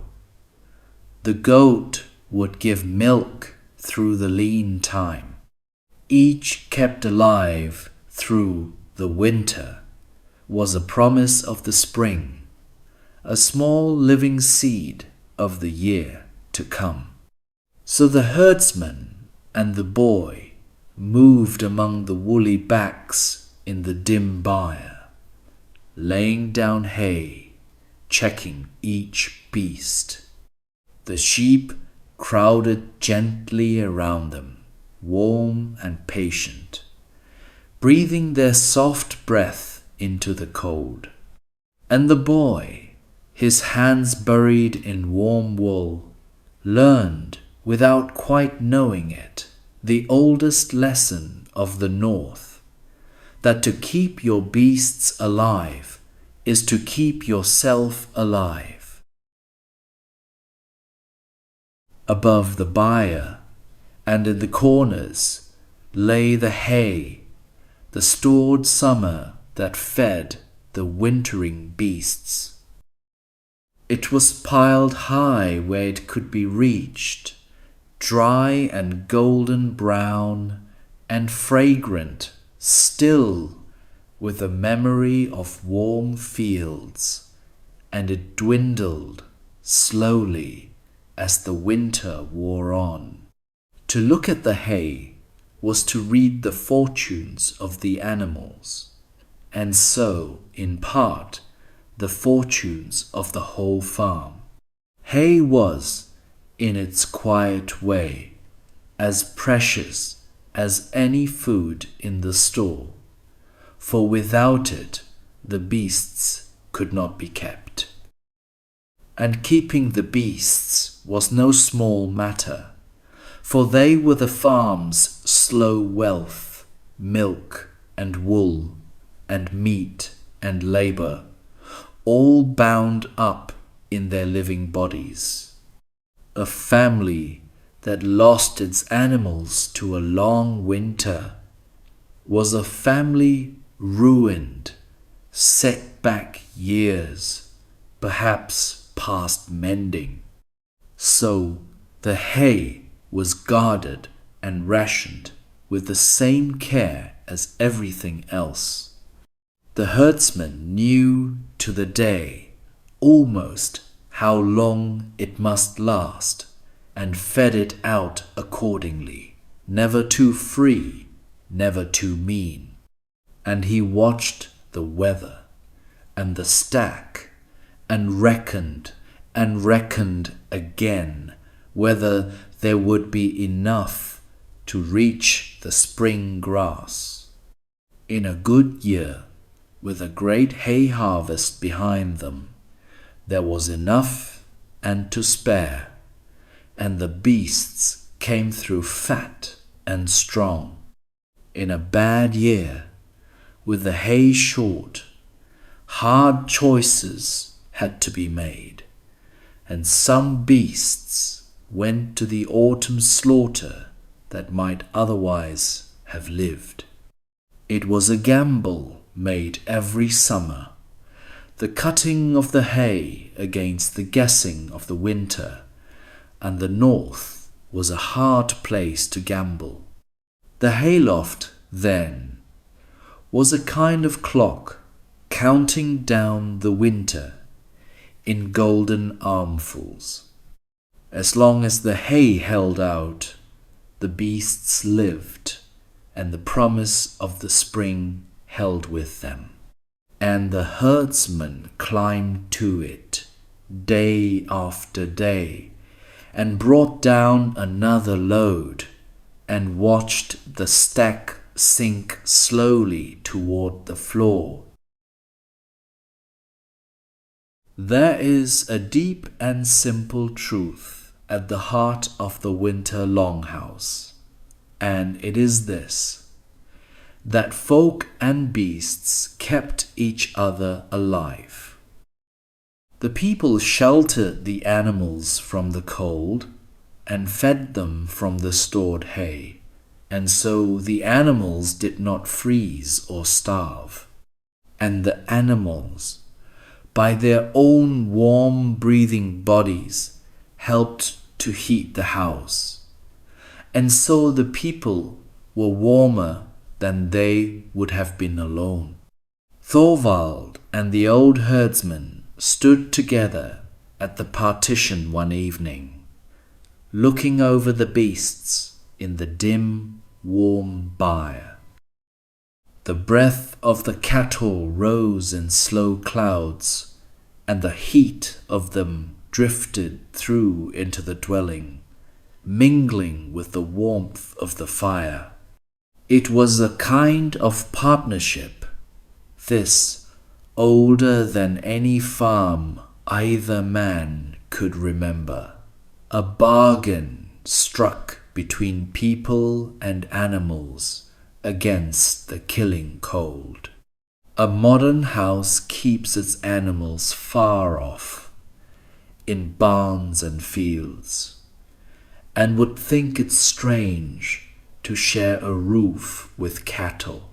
But in the deep north, in the deep winter, that strangeness was simple wisdom, for every source of warmth was needed, and a cow is a furnace that eats only grass. So they housed the beasts close and breathed the same smoky air, and were warmed by one another, people and cattle alike. The two men spoke little, in the way of men long used to each other and to the work. there was no need for many words. The beasts were fed, the byre was clean, the hay was holding. That was enough. The winter was being outlasted, as it was outlasted every year, by this patient sharing of shelter and of warmth. So the longhouse held them all, the family by the fire, the beasts behind the partition, the grandmother in her corner, the thrall at his work, all of them breathing together in the one long building, all of them warming one another, all of them waiting out the dark. It was not a grand way to live, but it was a way that worked, and had always worked, and would carry them through to the spring. There was one need of the animals that the store could not meet, and that was water, for water in that country froze. The beasts had to drink, and drink daily, and so each day someone went out into the cold to fetch water and bring it back before it could freeze again. This too was the thrall's work, the hard, cold work, and he did it morning and evening all the winter through. The rivers and the fjord lay frozen, but not always solid to the bottom, and at certain places the water still ran beneath the ice. There the thrall went, with a wooden bucket and an iron tool, and broke or chopped a hole down to the running water, and filled his buckets. The cold was savage at such work, the water freezing his hands, the wind cutting at his face, the ice treacherous underfoot. He carried the water back on a yoke across his shoulders, 2 heavy buckets swinging, the path slippery and steep. It steamed faintly in the cold air, this water drawn from beneath the ice, and it had to be hurried to the byre before it began to freeze again. There he poured it into the hollowed wooden troughs, and the beasts drank, and the work was done until the next time. It seems a small thing, perhaps, the fetching of a little water, but it was daily and endless and bitterly cold. The beasts could not be left without water, and so out he went in all weathers, in the dark of the morning and the dark of the evening. It was one more of the unceasing small labours by which the winter was survived, given to the lowest hands of the house. And yet, even in this hard work, there was a kind of rhythm and a kind of peace. The hole in the ice, the filling of the buckets, the carrying back, the patient drinking of the beasts, it was the same, each day known and sure. And when it was done, he too could come in and bar the door and warm his frozen hands at the long fire and rest. Now let us step for a while out of the warm, dark longhouse and into the white world beyond its door. For all that life in winter was lived close to the fire. There were tasks that could not be done indoors, and someone had to go out into the cold to do them. And the cold out there, in the deep of a northern winter, was a cold few of us have ever truly known. When the door was unbarred and opened, the cold came in like a living thing, a wall of air that took the breath away. Outside lay the yard, deep in snow, and beyond it the white fells and the frozen fjord and the bare black trees, all silent under a low grey sky. The longhouse behind you was a mound of snow with a thread of smoke at its roof, the only warm thing in a world gone white and hard. The daylight here was a brief and precious thing in the far north, in the deep of winter. The sun, if it rose at all, crept low along the horizon for only a few pale hours, and then was gone, and the long blue dusk came down. So whatever had to be done outside was done in haste in that short grey window of light before the dark and the worst of the cold returned. To be caught out in such cold, far from shelter, was a real and deadly danger. A man could lose his way in a snowstorm, or fall through the ice, or simply grow so cold that his body failed him, out where no fire could reach. And so no one went far, or stayed out long, or treated the winter outdoors as anything but the serious peril it was. But out one had to go, all the same, for there was wood to cut, and water to fetch, and fish to take from the ice, and beasts beyond the byre to see to.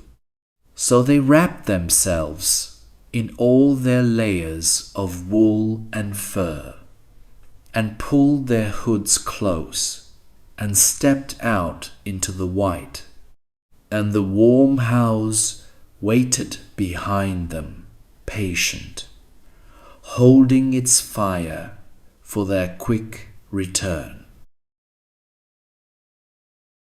Of all the outdoor tasks, none was more constant or more vital than the cutting and gathering of wood. For the fire ate wood without cease all winter long, and a fire that went out for want of fuel was a danger to every life in the house.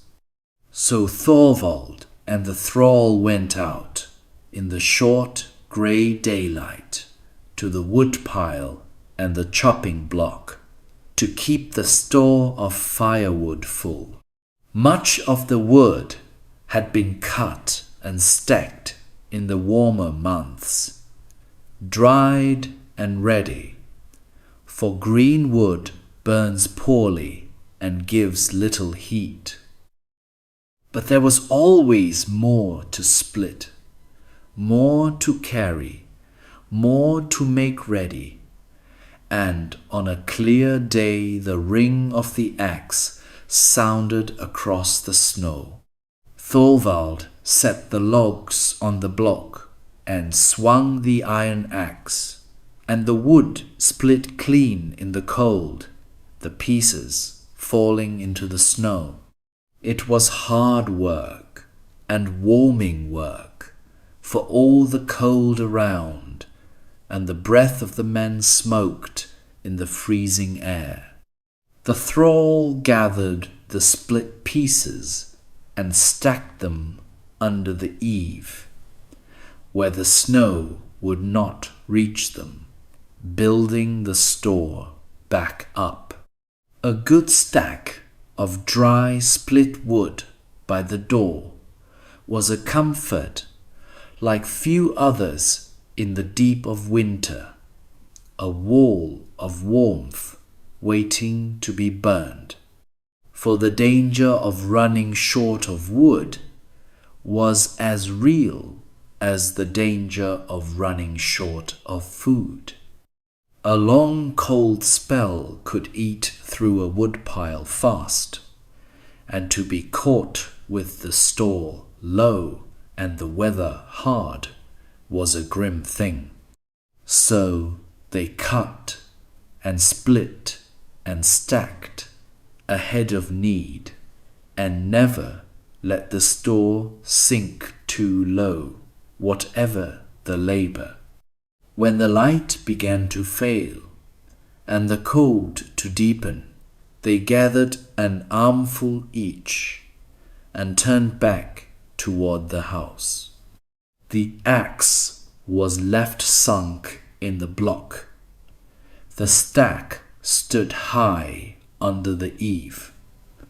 The work was done for the day, and inside the fire took the new dry wood gladly and blazed up warm, and paid back all the labor of the cold.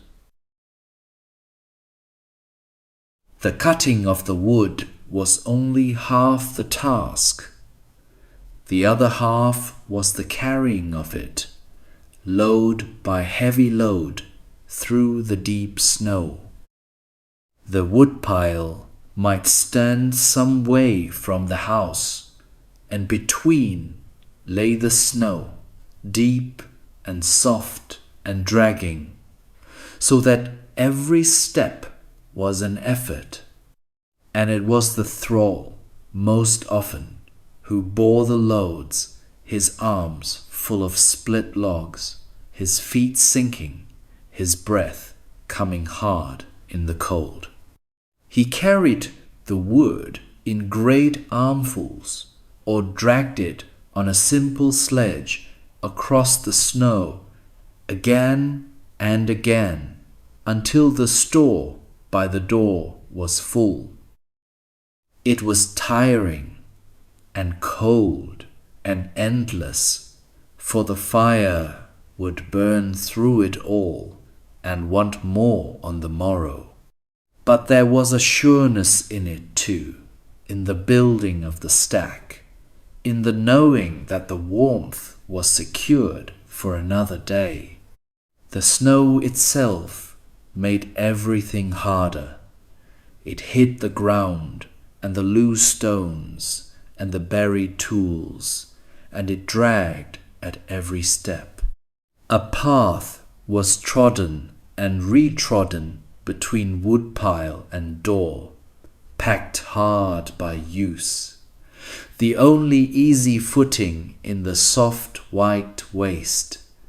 Off that path the snow could be knee-deep or worse, and a man floundered, and the cold found its way in.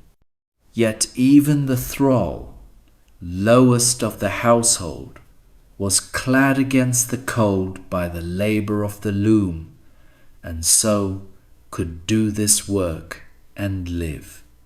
His wool was patched and worn, and his sheepskin thin, but they were warmth, and warmth let him work where bare skin would have failed.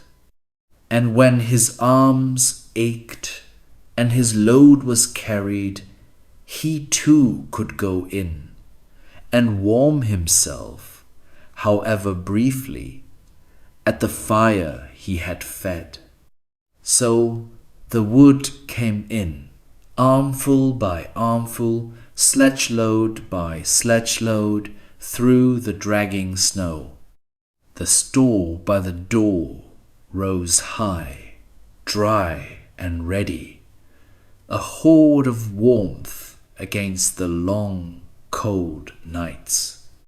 And the fire, fed by all that labor, burned on the bright still heart of the snow-bound house.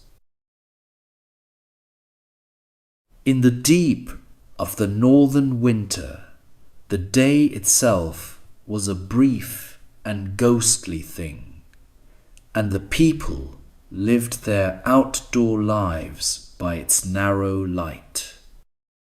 The old herdsman, going out to look over the fells and the weather, knew the value of every grey hour and wasted none of them.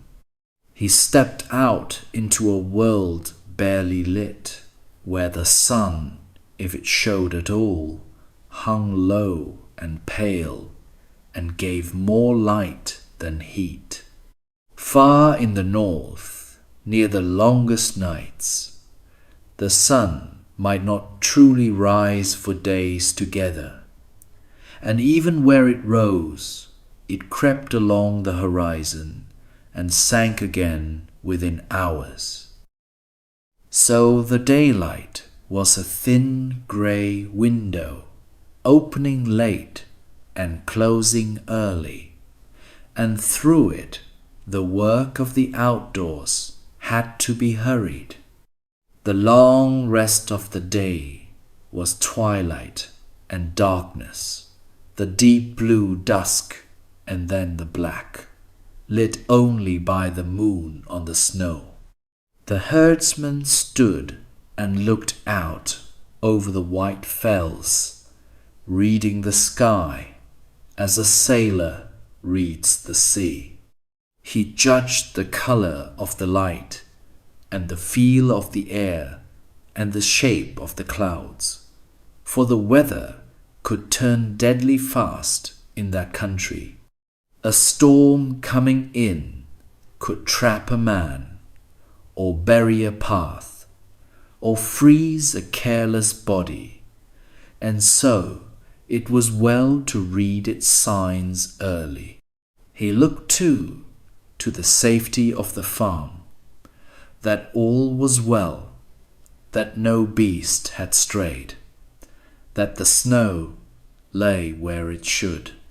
There was little to do out here now, in the dead of winter, but the looking itself was a task, the keeping of a watchful eye on the hard world.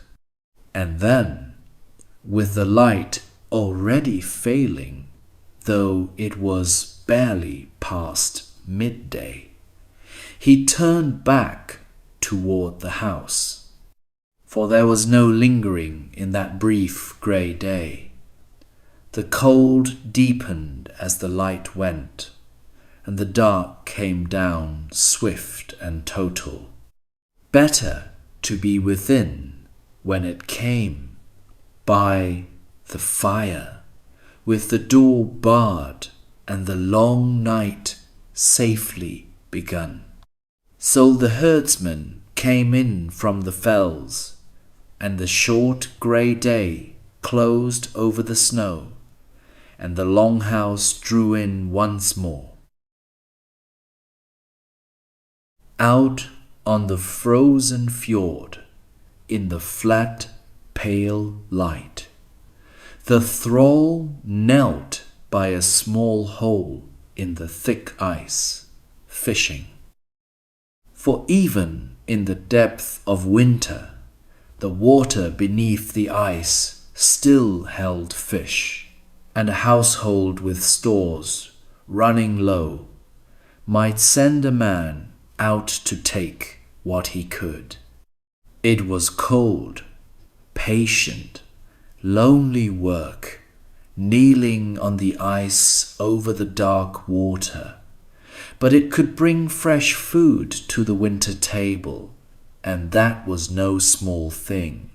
First, the hole had to be cut, and that was labor in itself, for the ice on a northern fjord could be thick as a man's arm or more. With an iron chisel and a steady arm, he chipped and broke his way down through the ice, until at last the dark, cold water showed beneath. Then he let down a line, baited and waited into the black water, and settled himself to wait, still as the ice around him. The cold out on the open ice was a terrible thing, with nothing to break the wind, and the chill striking up through the very ice he knelt on. He kept still for the fish, and the stillness let the cold creep deeper into his hands, his feet, his bones. But the chance of a fish was worth it, fresh fish in the dead of winter, and so he stayed and watched the line and waited. When a fish took the line, he drew it up swift through the hole, and it came flapping onto the ice and froze almost at once in the killing air. A few such fish, taken on a good day, were a welcome thing, a change from the dried and salted fare of the store. And so the labor and the cold and the waiting were paid for, and he could think at last of turning home. He gathered his catch and his line, and rose stiff and frozen from the ice, and turned back across the white expanse toward the distant smoke. Behind him the hole began already to skin over with new ice, the fjord closing again over the dark water. And ahead, far off and small, the longhouse waited, with its fire and its warmth and its welcome from the killing cold. Let us pause a moment out here on the great frozen fjord and look about at the vast cold world the Norse winter made. The fjord lay locked in ice from shore to shore, a wide white plain, where in summer there had been dark water and the wakes of boats. Beyond it rose the fells, snow-clad and silent, climbing into a low grey sky, and all of it was still and white and utterly without sound. This was the true face of the northern winter, and it was beautiful, and it was deadly, and the people knew it as both. The same cold that locked the fjord and silenced the land would kill a man in an hour if he were caught out in it unsheltered. The same snow that lay so soft and white could bury a path, or hide a crack in the ice, or swallow a careless traveller without trace. And yet they lived here, by choice and by long custom, generation after generation, in this hard and lovely land.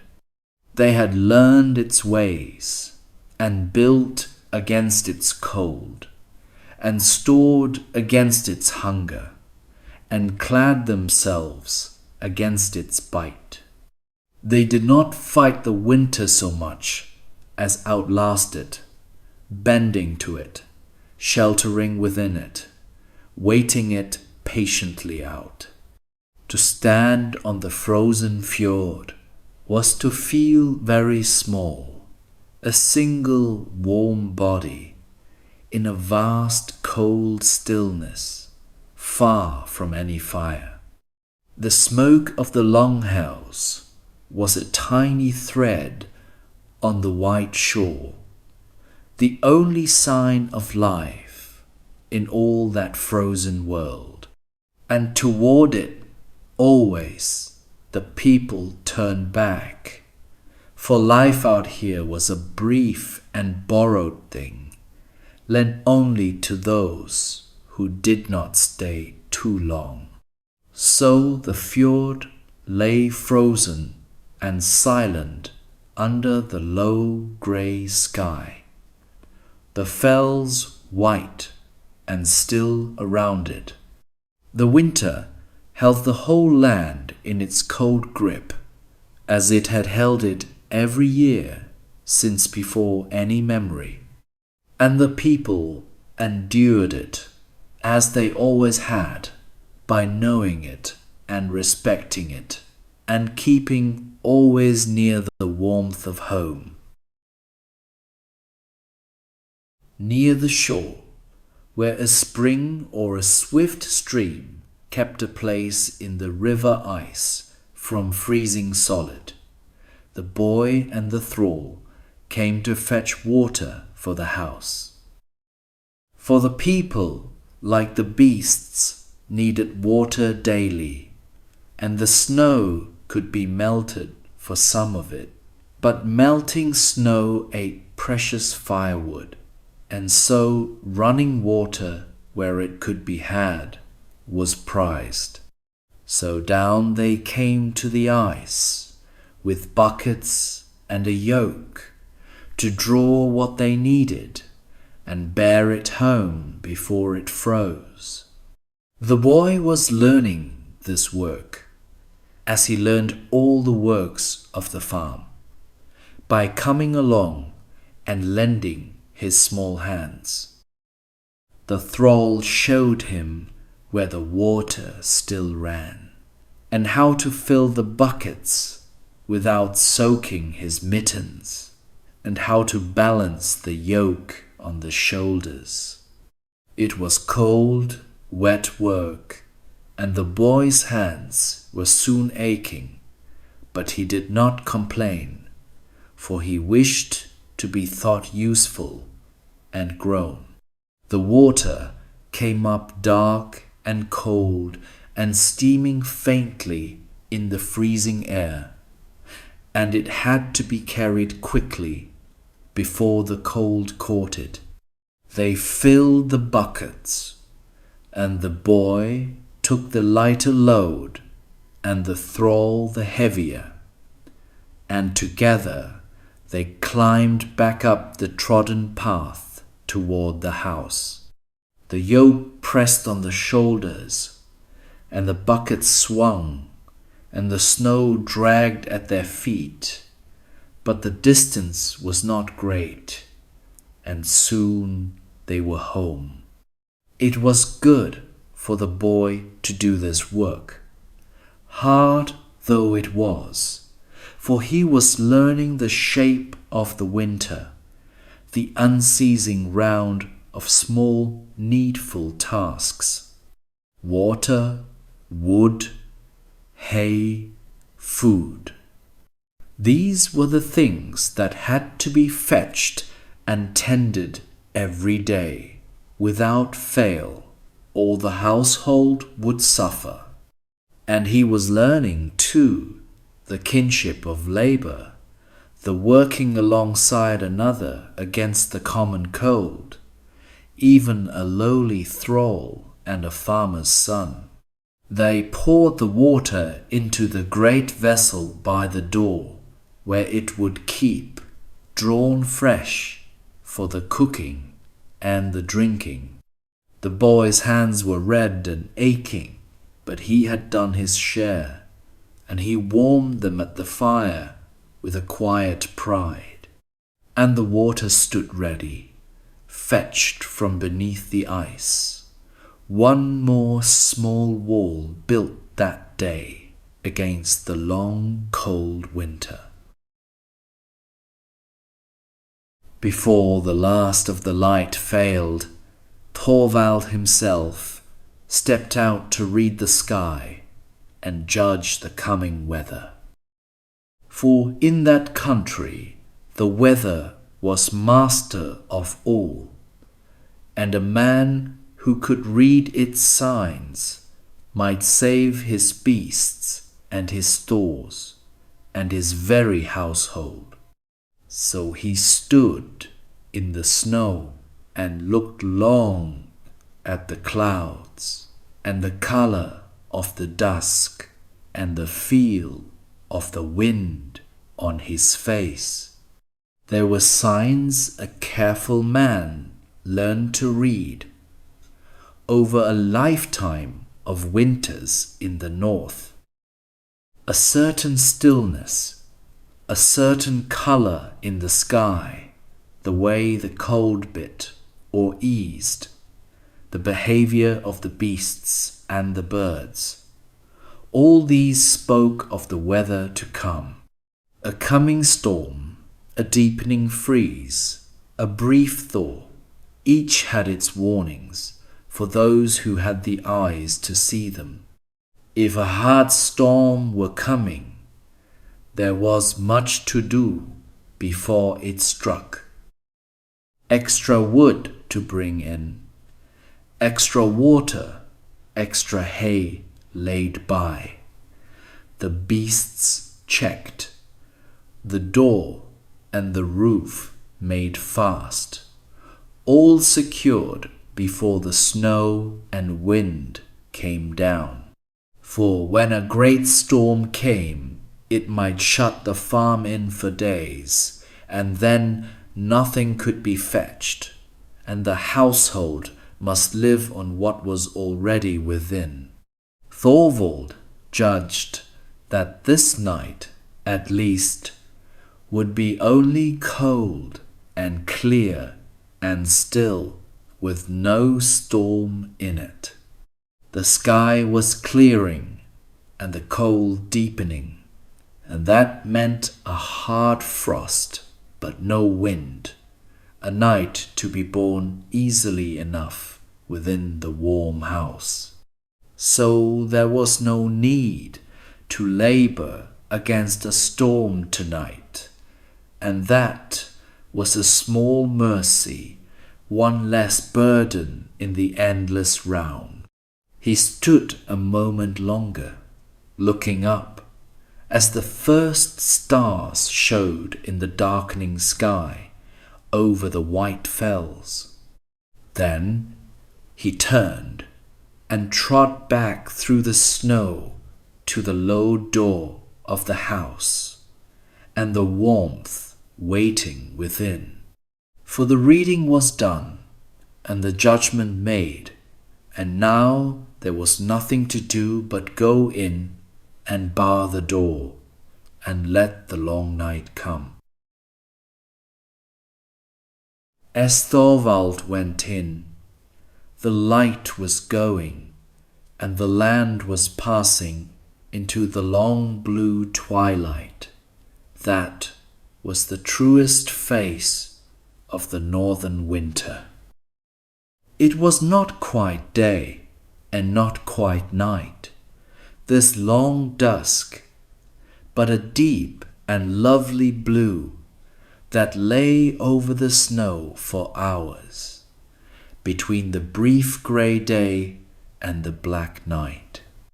And in it the whole white world grew soft and dim and still, the fells fading, the fjord fading, the snow glowing faintly blue beneath the darkening sky.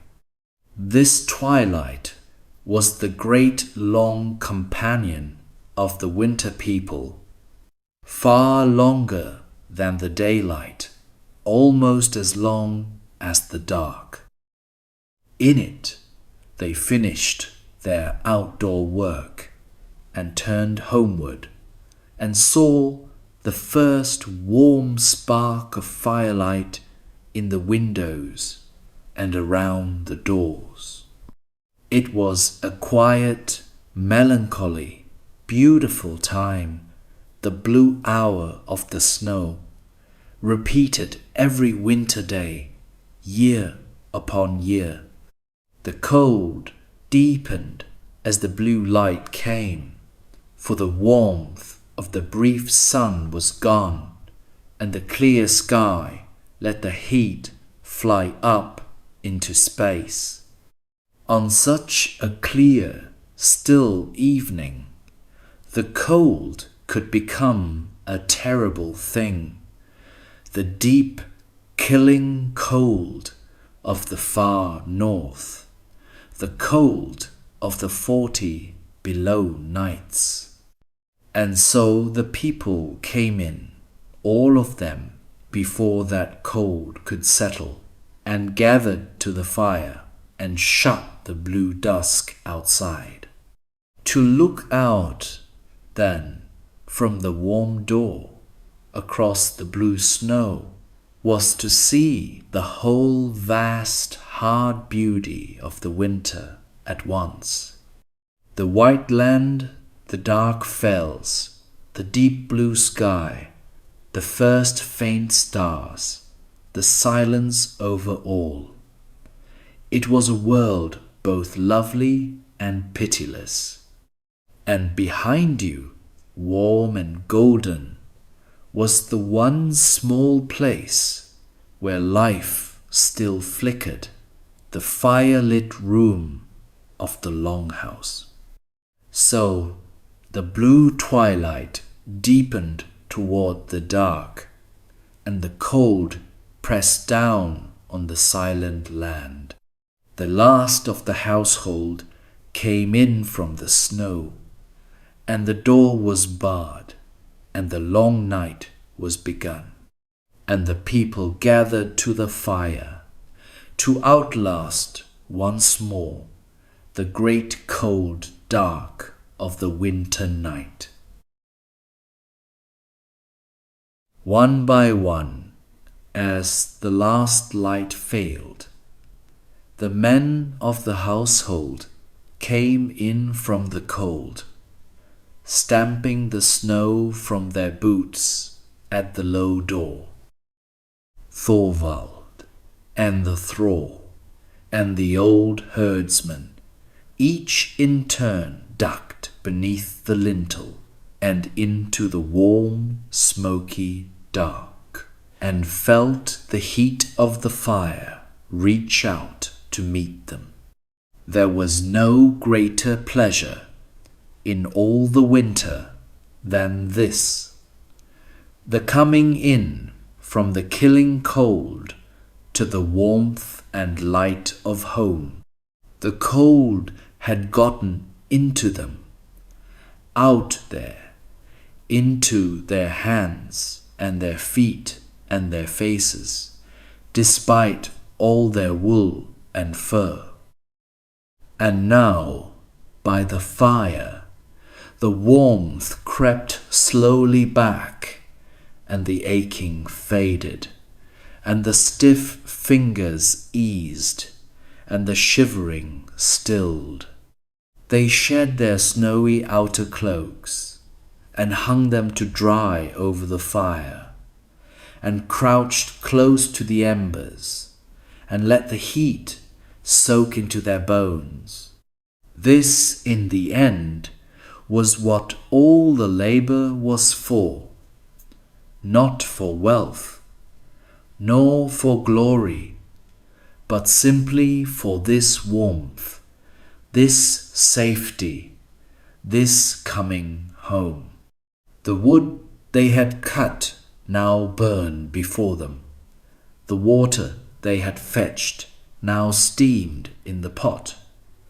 The beasts they had fed now warmed the house from beyond the partition.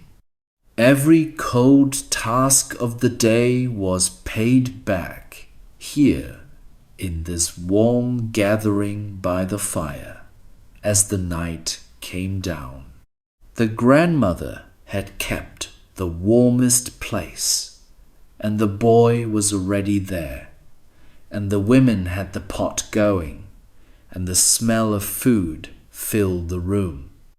The men settled among them, and the cold of the outdoors slowly let go its grip, and the long night closed warm and safe around them all.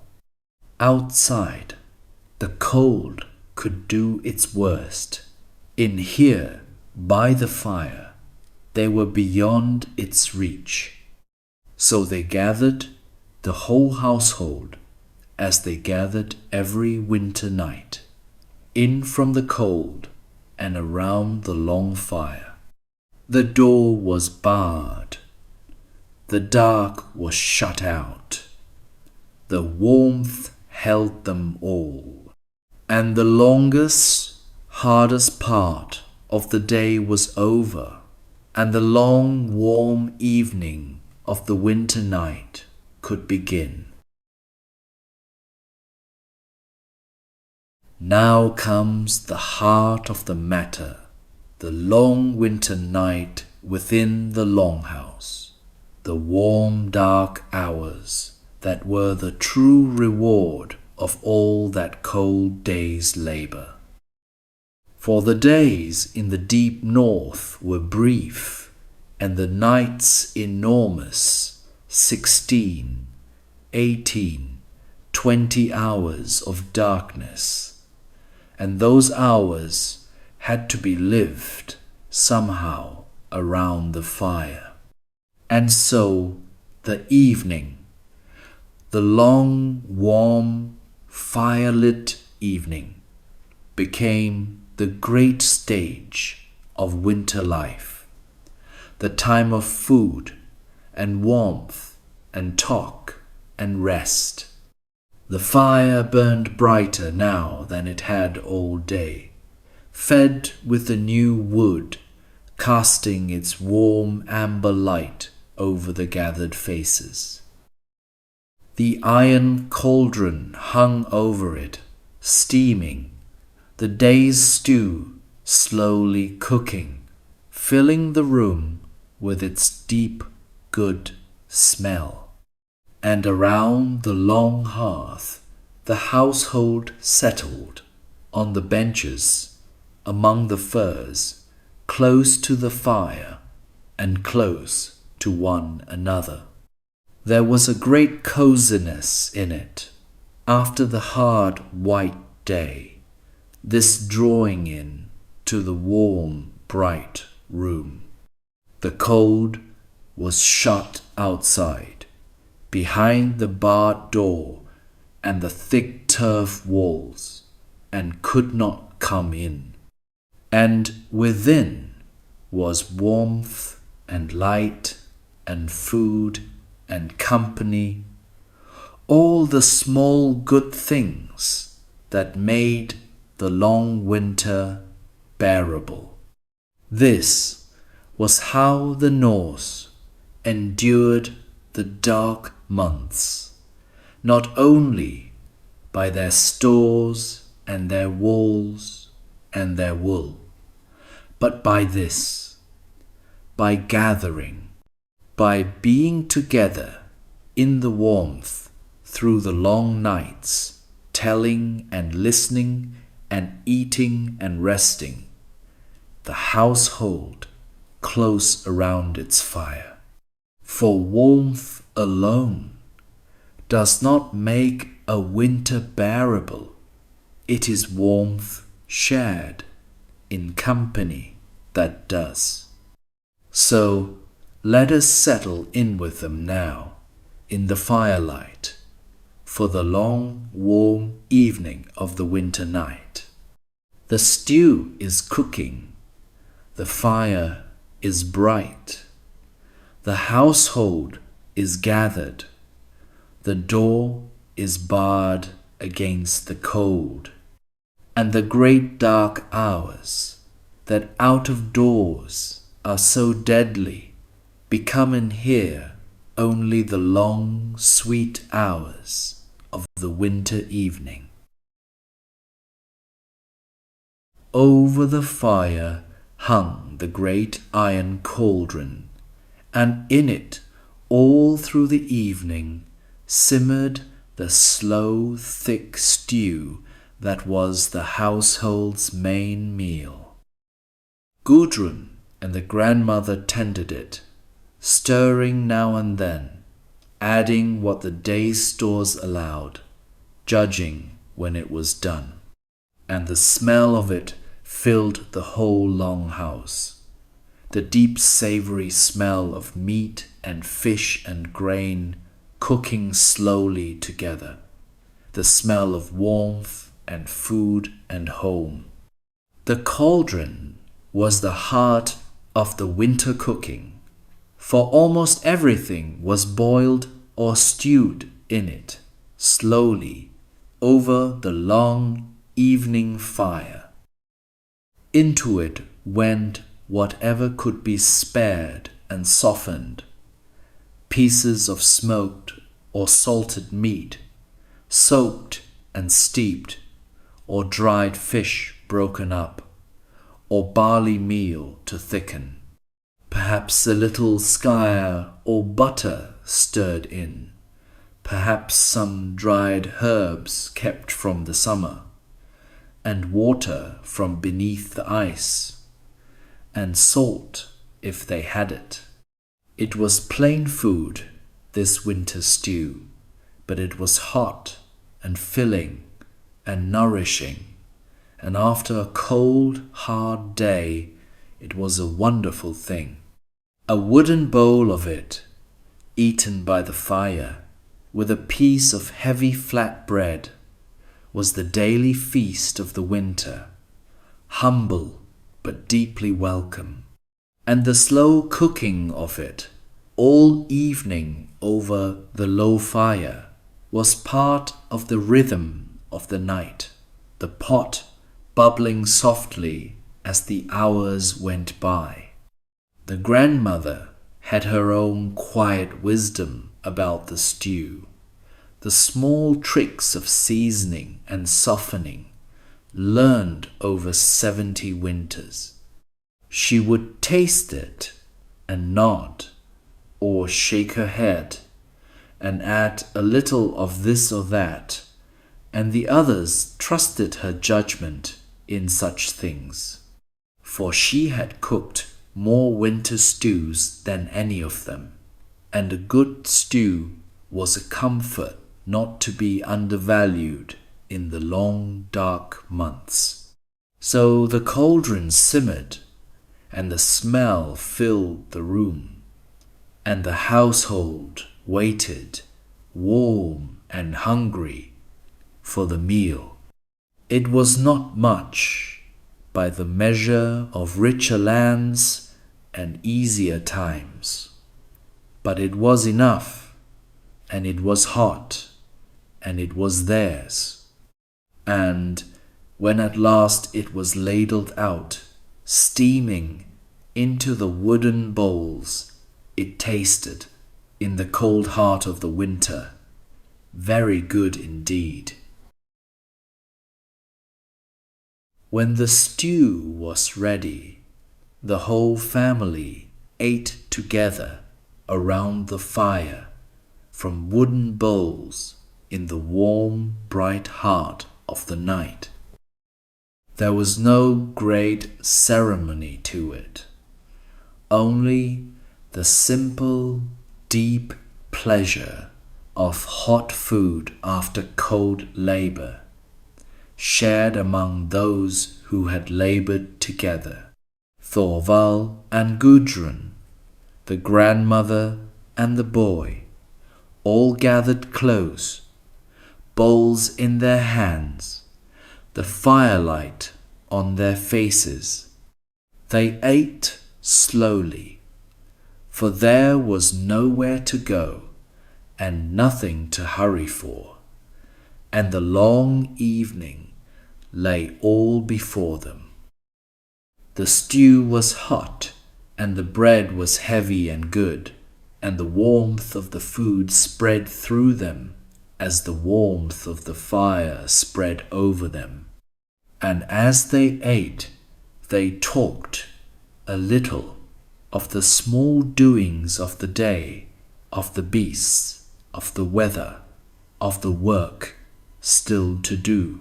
This shared meal was, in its quiet way, one of the great pleasures of the winter and one of its great bindings. For a household that ate together, in the warmth after the cold, was a household drawn close, made one against the dark.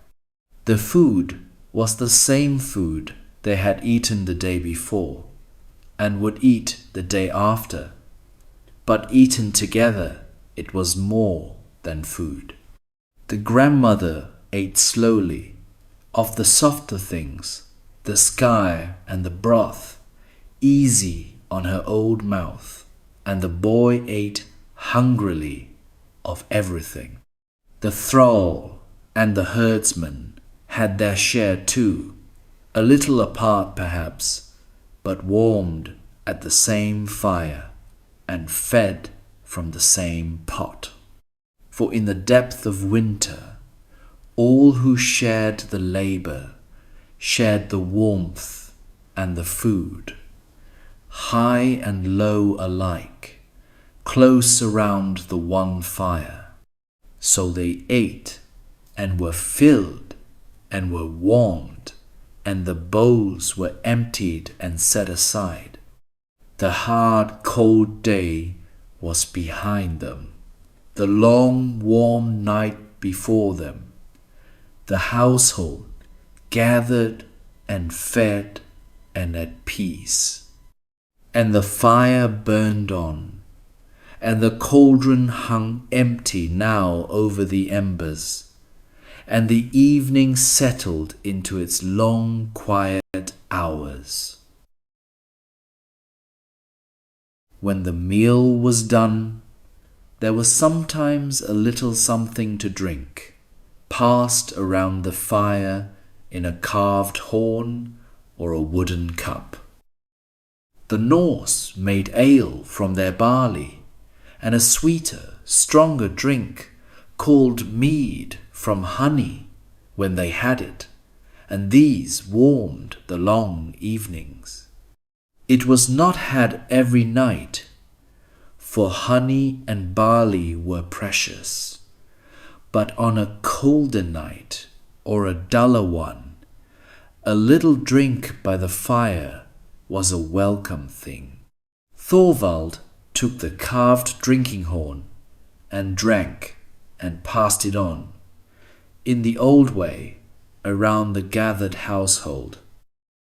The mead was sweet and strong, and it warmed a man from within, and eased the aches of the cold day's labor, and loosened the tongue for talk. The boy was given a little, watered down, for he was growing, and to share the horn was to be counted among the household, young as he was. There was an old gladness in this passing of the cup, a thing the Norse loved, the sharing of drink in the warm hall on a winter night.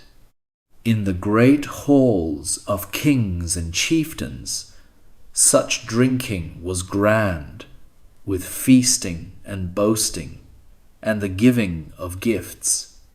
But here, in a plain farmstead, it was a humbler thing, only a little drink shared among the household by the fire, and yet the same warmth was in it.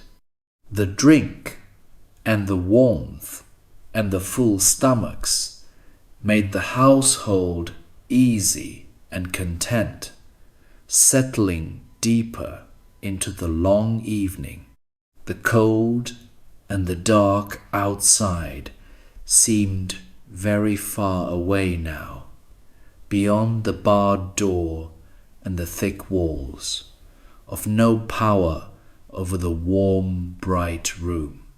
And the talk grew slower and softer, and the firelight gentler, and a great drowsy contentment began to settle over them all. So the horn went round, and the warmth deepened, and the household drew closer to the heart of the winter evening. It was a small pleasure, a little mead by the fire, but in that hard life, small pleasures were treasured, and this one most of all, and warmed within and without, fed and at ease, the family settled in for the best part of the long winter night, the time of the old stories. Now, as the fire burned low and warm, the grandmother began to tell one of the old stories, and the household fell quiet to listen. For this was, perhaps, the very heart of the Norse winter night, the telling of tales in the firelight through the long dark hours, the great pastime and treasure of the people.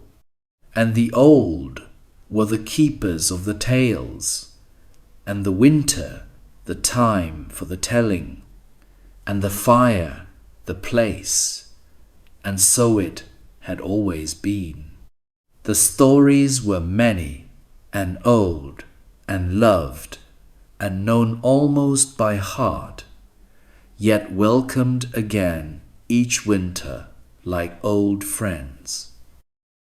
There were tales of gods and giants, of Odin and Thor, of the making and the ending of the world, told in the firelit dark.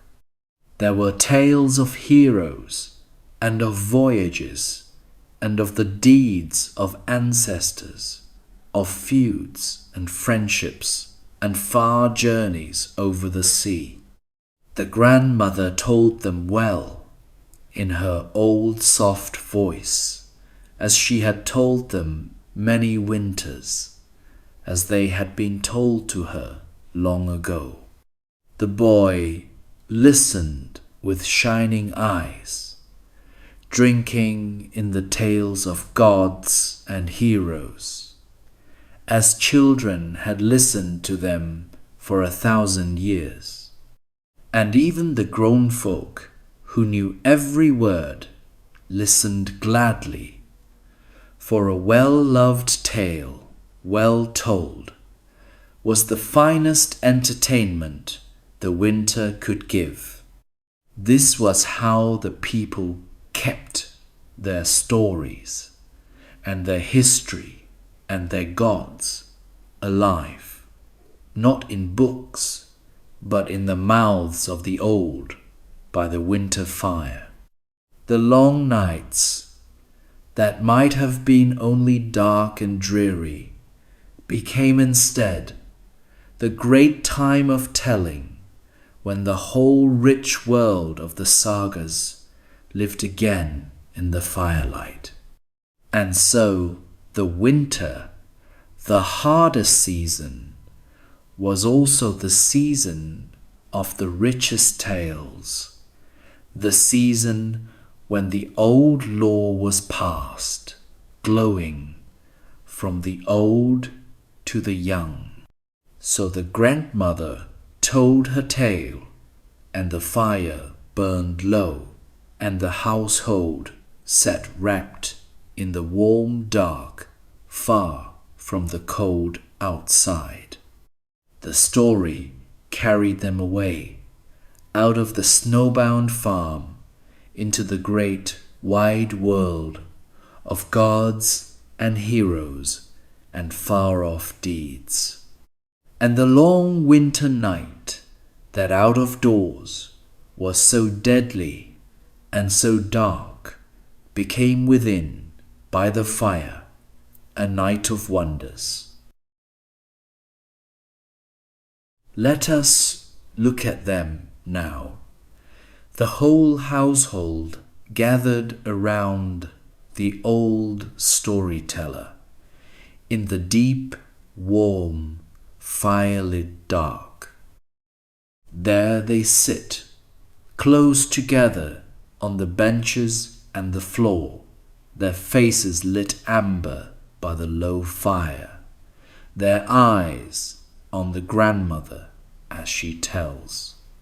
Thorvald and Gudrun, the boy, the thrall, and the herdsman at the edges, all of them held by the spell of the old tale.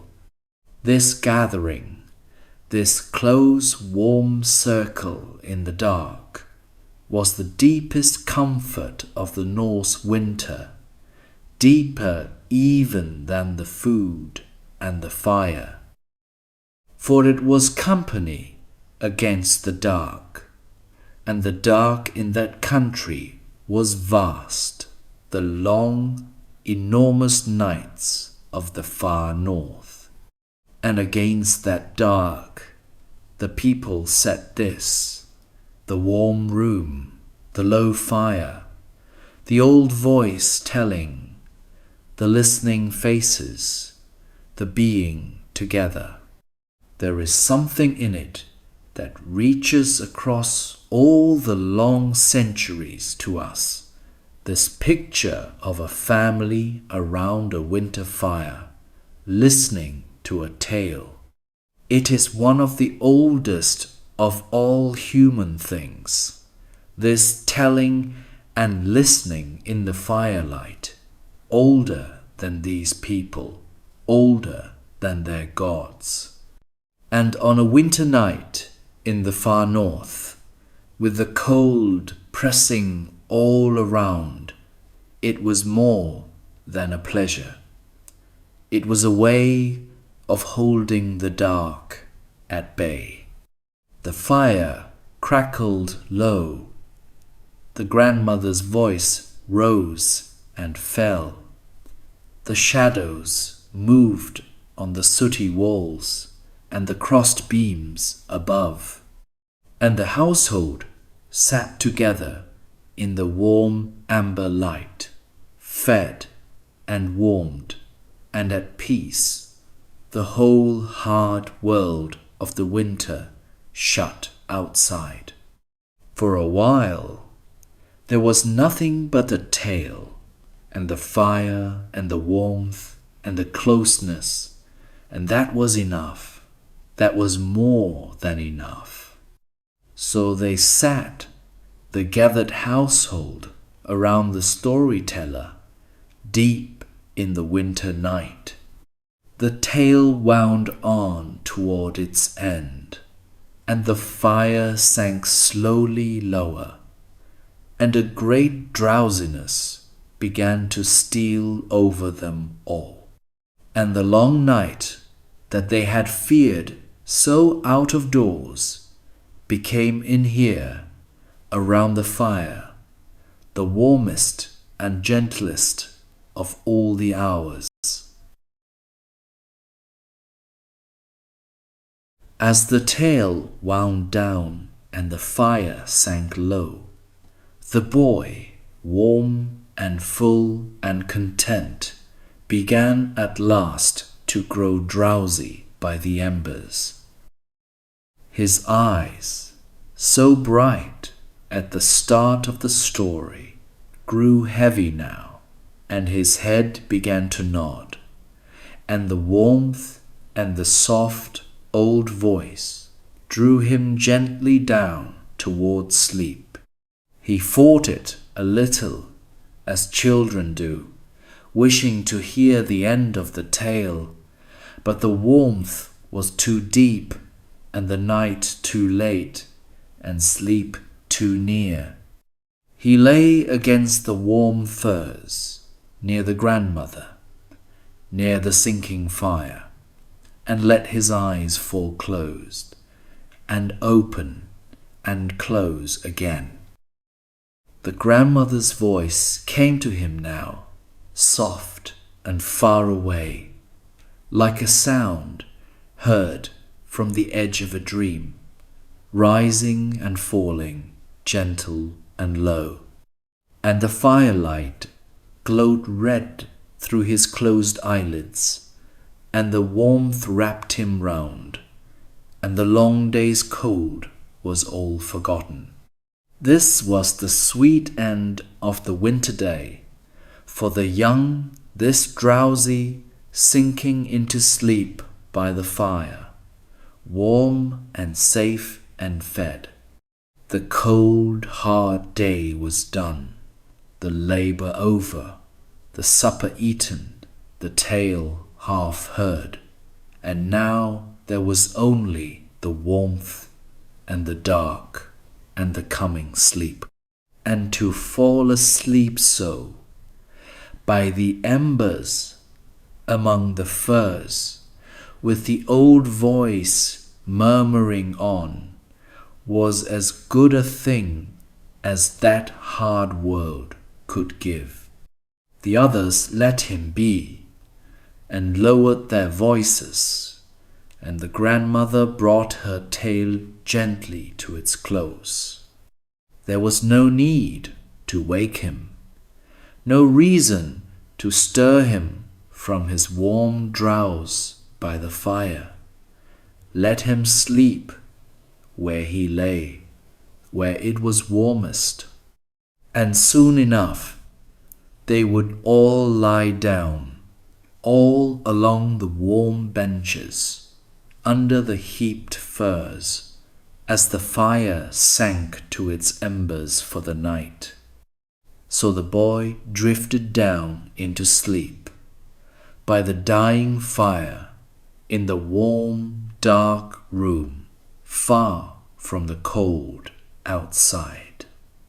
The tale ended, and the murmur stilled, and a deep quiet began to settle over the longhouse. And the long winter night moved on toward its deepest, stillest hours, with the household warm and safe within. As the night deepened and the family grew sleepy, Gudrun rose one last time to see to the fire before they all lay down. This was the last task of the day, the banking of the fire, the same careful work she did every winter night, that the embers might live until morning. She raked the bright coals together into a low glowing heap and drew the soft grey ash over them and left them to smoulder slowly through the dark. It was a quiet, almost tender thing, this nightly tending of the fire, the laying of it down to sleep, as it were, along with the household. For the fire was the life of the house, and to let it die in the night was to wake to a cold, dark room, and the slow, hard work of kindling anew. So she banked it with care, as she had been taught, as she would teach the boy in time, and the embers settled to their long, slow glow beneath the ash. The room grew dimmer now as the flames sank, lit only by the soft red glow of the banked fire, and a single small oil lamp. The great shadows climbed the walls and gathered in the roof, and the warm room drew in close and small around the sleeping benches. And the cold that had been held so far off all evening pressed a little nearer now, though the walls still held it out. Gudrun looked over the room a last time, in the dim red light, to see that all was well before she too lay down. The beasts were quiet beyond the partition. The boy was asleep by the embers. The stores were barred, the door was barred, the fire was banked.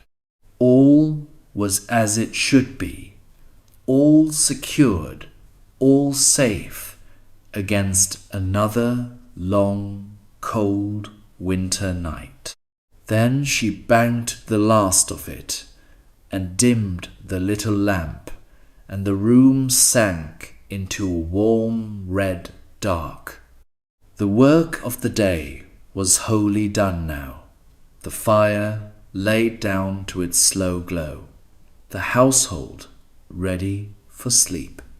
And she went to her place on the bench beside her husband and lay down at last in the warm dark room as the fire glowed low. One by one the household settled onto the warm benches for the night, drawing the heaped furs and woolen blankets up against the cold. Thorvald and Gudrun, the grandmother in her warm corner, the boy already deep asleep, all lay down now along the earthen benches in the red glowing dark.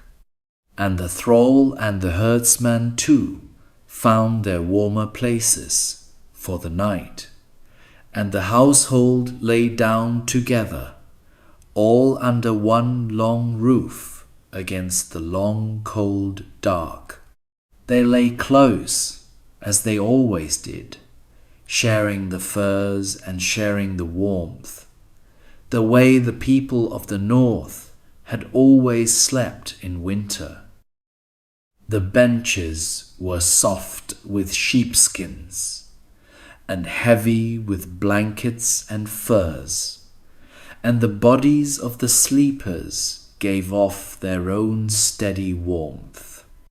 And the banked fire glowed low at the heart of the room, holding a gentle warmth in the air, all through the long night.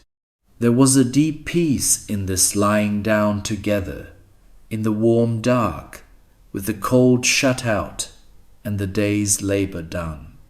The wind might rise outside, and the cold deepen toward its bitterest, and the snow lie deep and silent over all the land. But here, on the warm benches, under the heaped furs, by the glowing embers, the household slept safe beyond the reach of the winter. This was the end and the reward of the whole long day and the whole long winter. This safe, warm sleep in the sheltering house. Everything they had done, the wood and the water, the hay and the food, the wool and the fire, had come at last to this, to lie down warm and safe and fed in the deep of the killing winter and sleep, and wake again to another day. So the household settled and stilled, and one by one slipped down into sleep in the warm red dark. The breathing grew slow and deep, and even all along the benches, and the room fell quiet, but for the settling of the embers. And the longhouse held them all, warm and safe and sleeping, through the long, cold winter night. Now the room is quiet and dark and still, lit only by the soft red glow of the embers banked at the heart of the long hearth. The household sleeps all along the warm benches under the heaped furs, their breathing slow and even in the warm dark. And the fire, banked low for the night, glows on beneath its blanket of ash, a small steady warmth in the great dark winter. The embers settle now and then with a soft sound, and a faint glow pulses and fades in the deep red dark. The cauldron hangs empty and cooling over them. The carved posts rise into shadow. The beams cross and recross, lost in the dark above. And all is still and warm and quiet in the sleeping house, while outside the cold deepens toward its bitterest hour. There is something deeply restful in the sight of a banked fire, glowing low in a sleeping house on a winter night. It is warmth held safe through the dark, life kept smouldering through the cold, the promise of the morning's flame still glowing in the night's embers.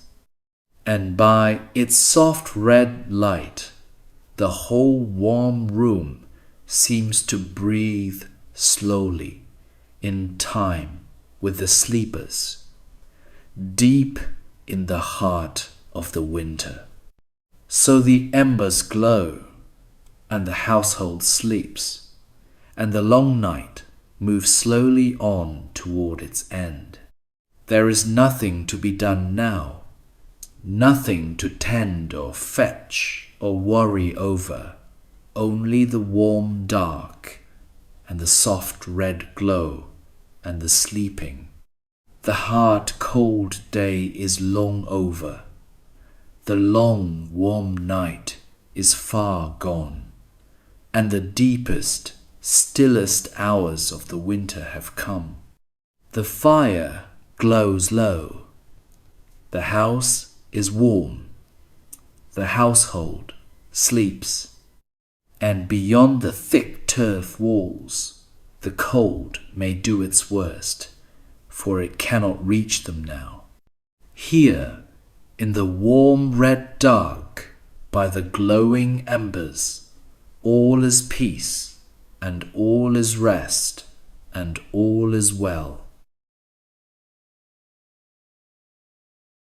And outside, over the sleeping house, over the white fells and the frozen fjord, the great winter sky has cleared and blazes now with stars.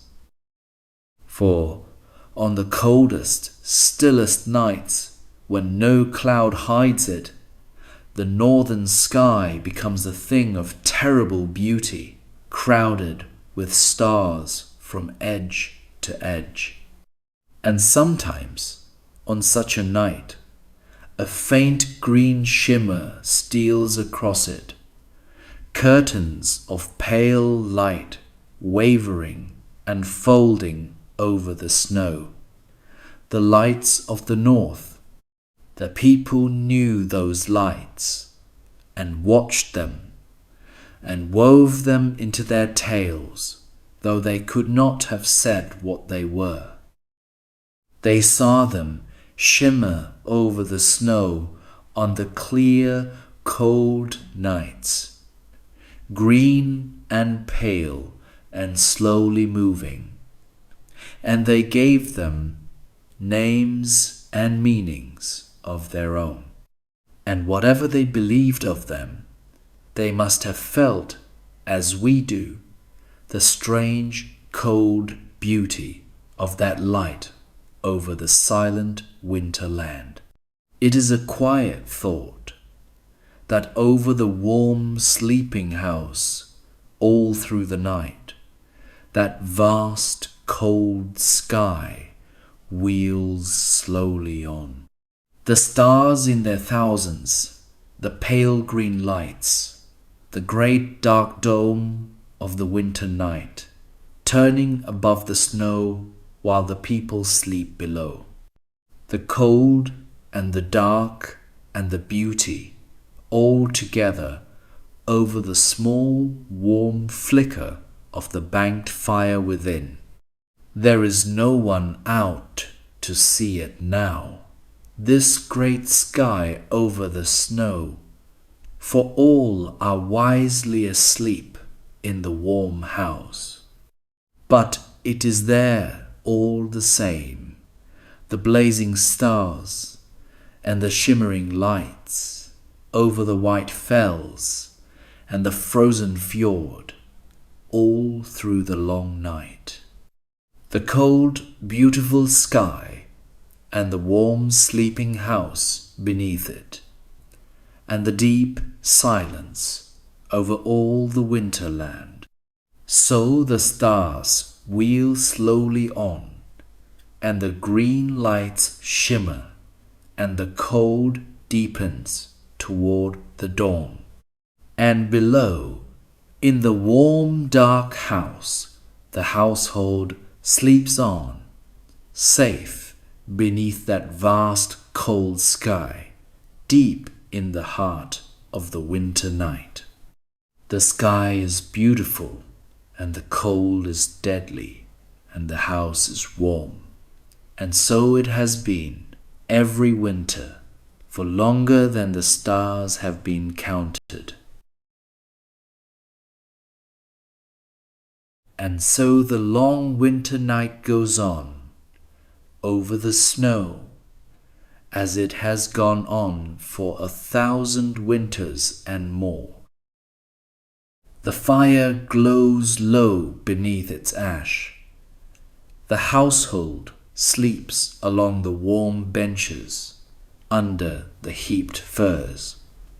The cold keeps to the far side of the turf walls, and cannot come in. And perhaps, by now, so do you. There is no more to do tonight. No more wood to bring in. No more hay to carry. No more fire to tend.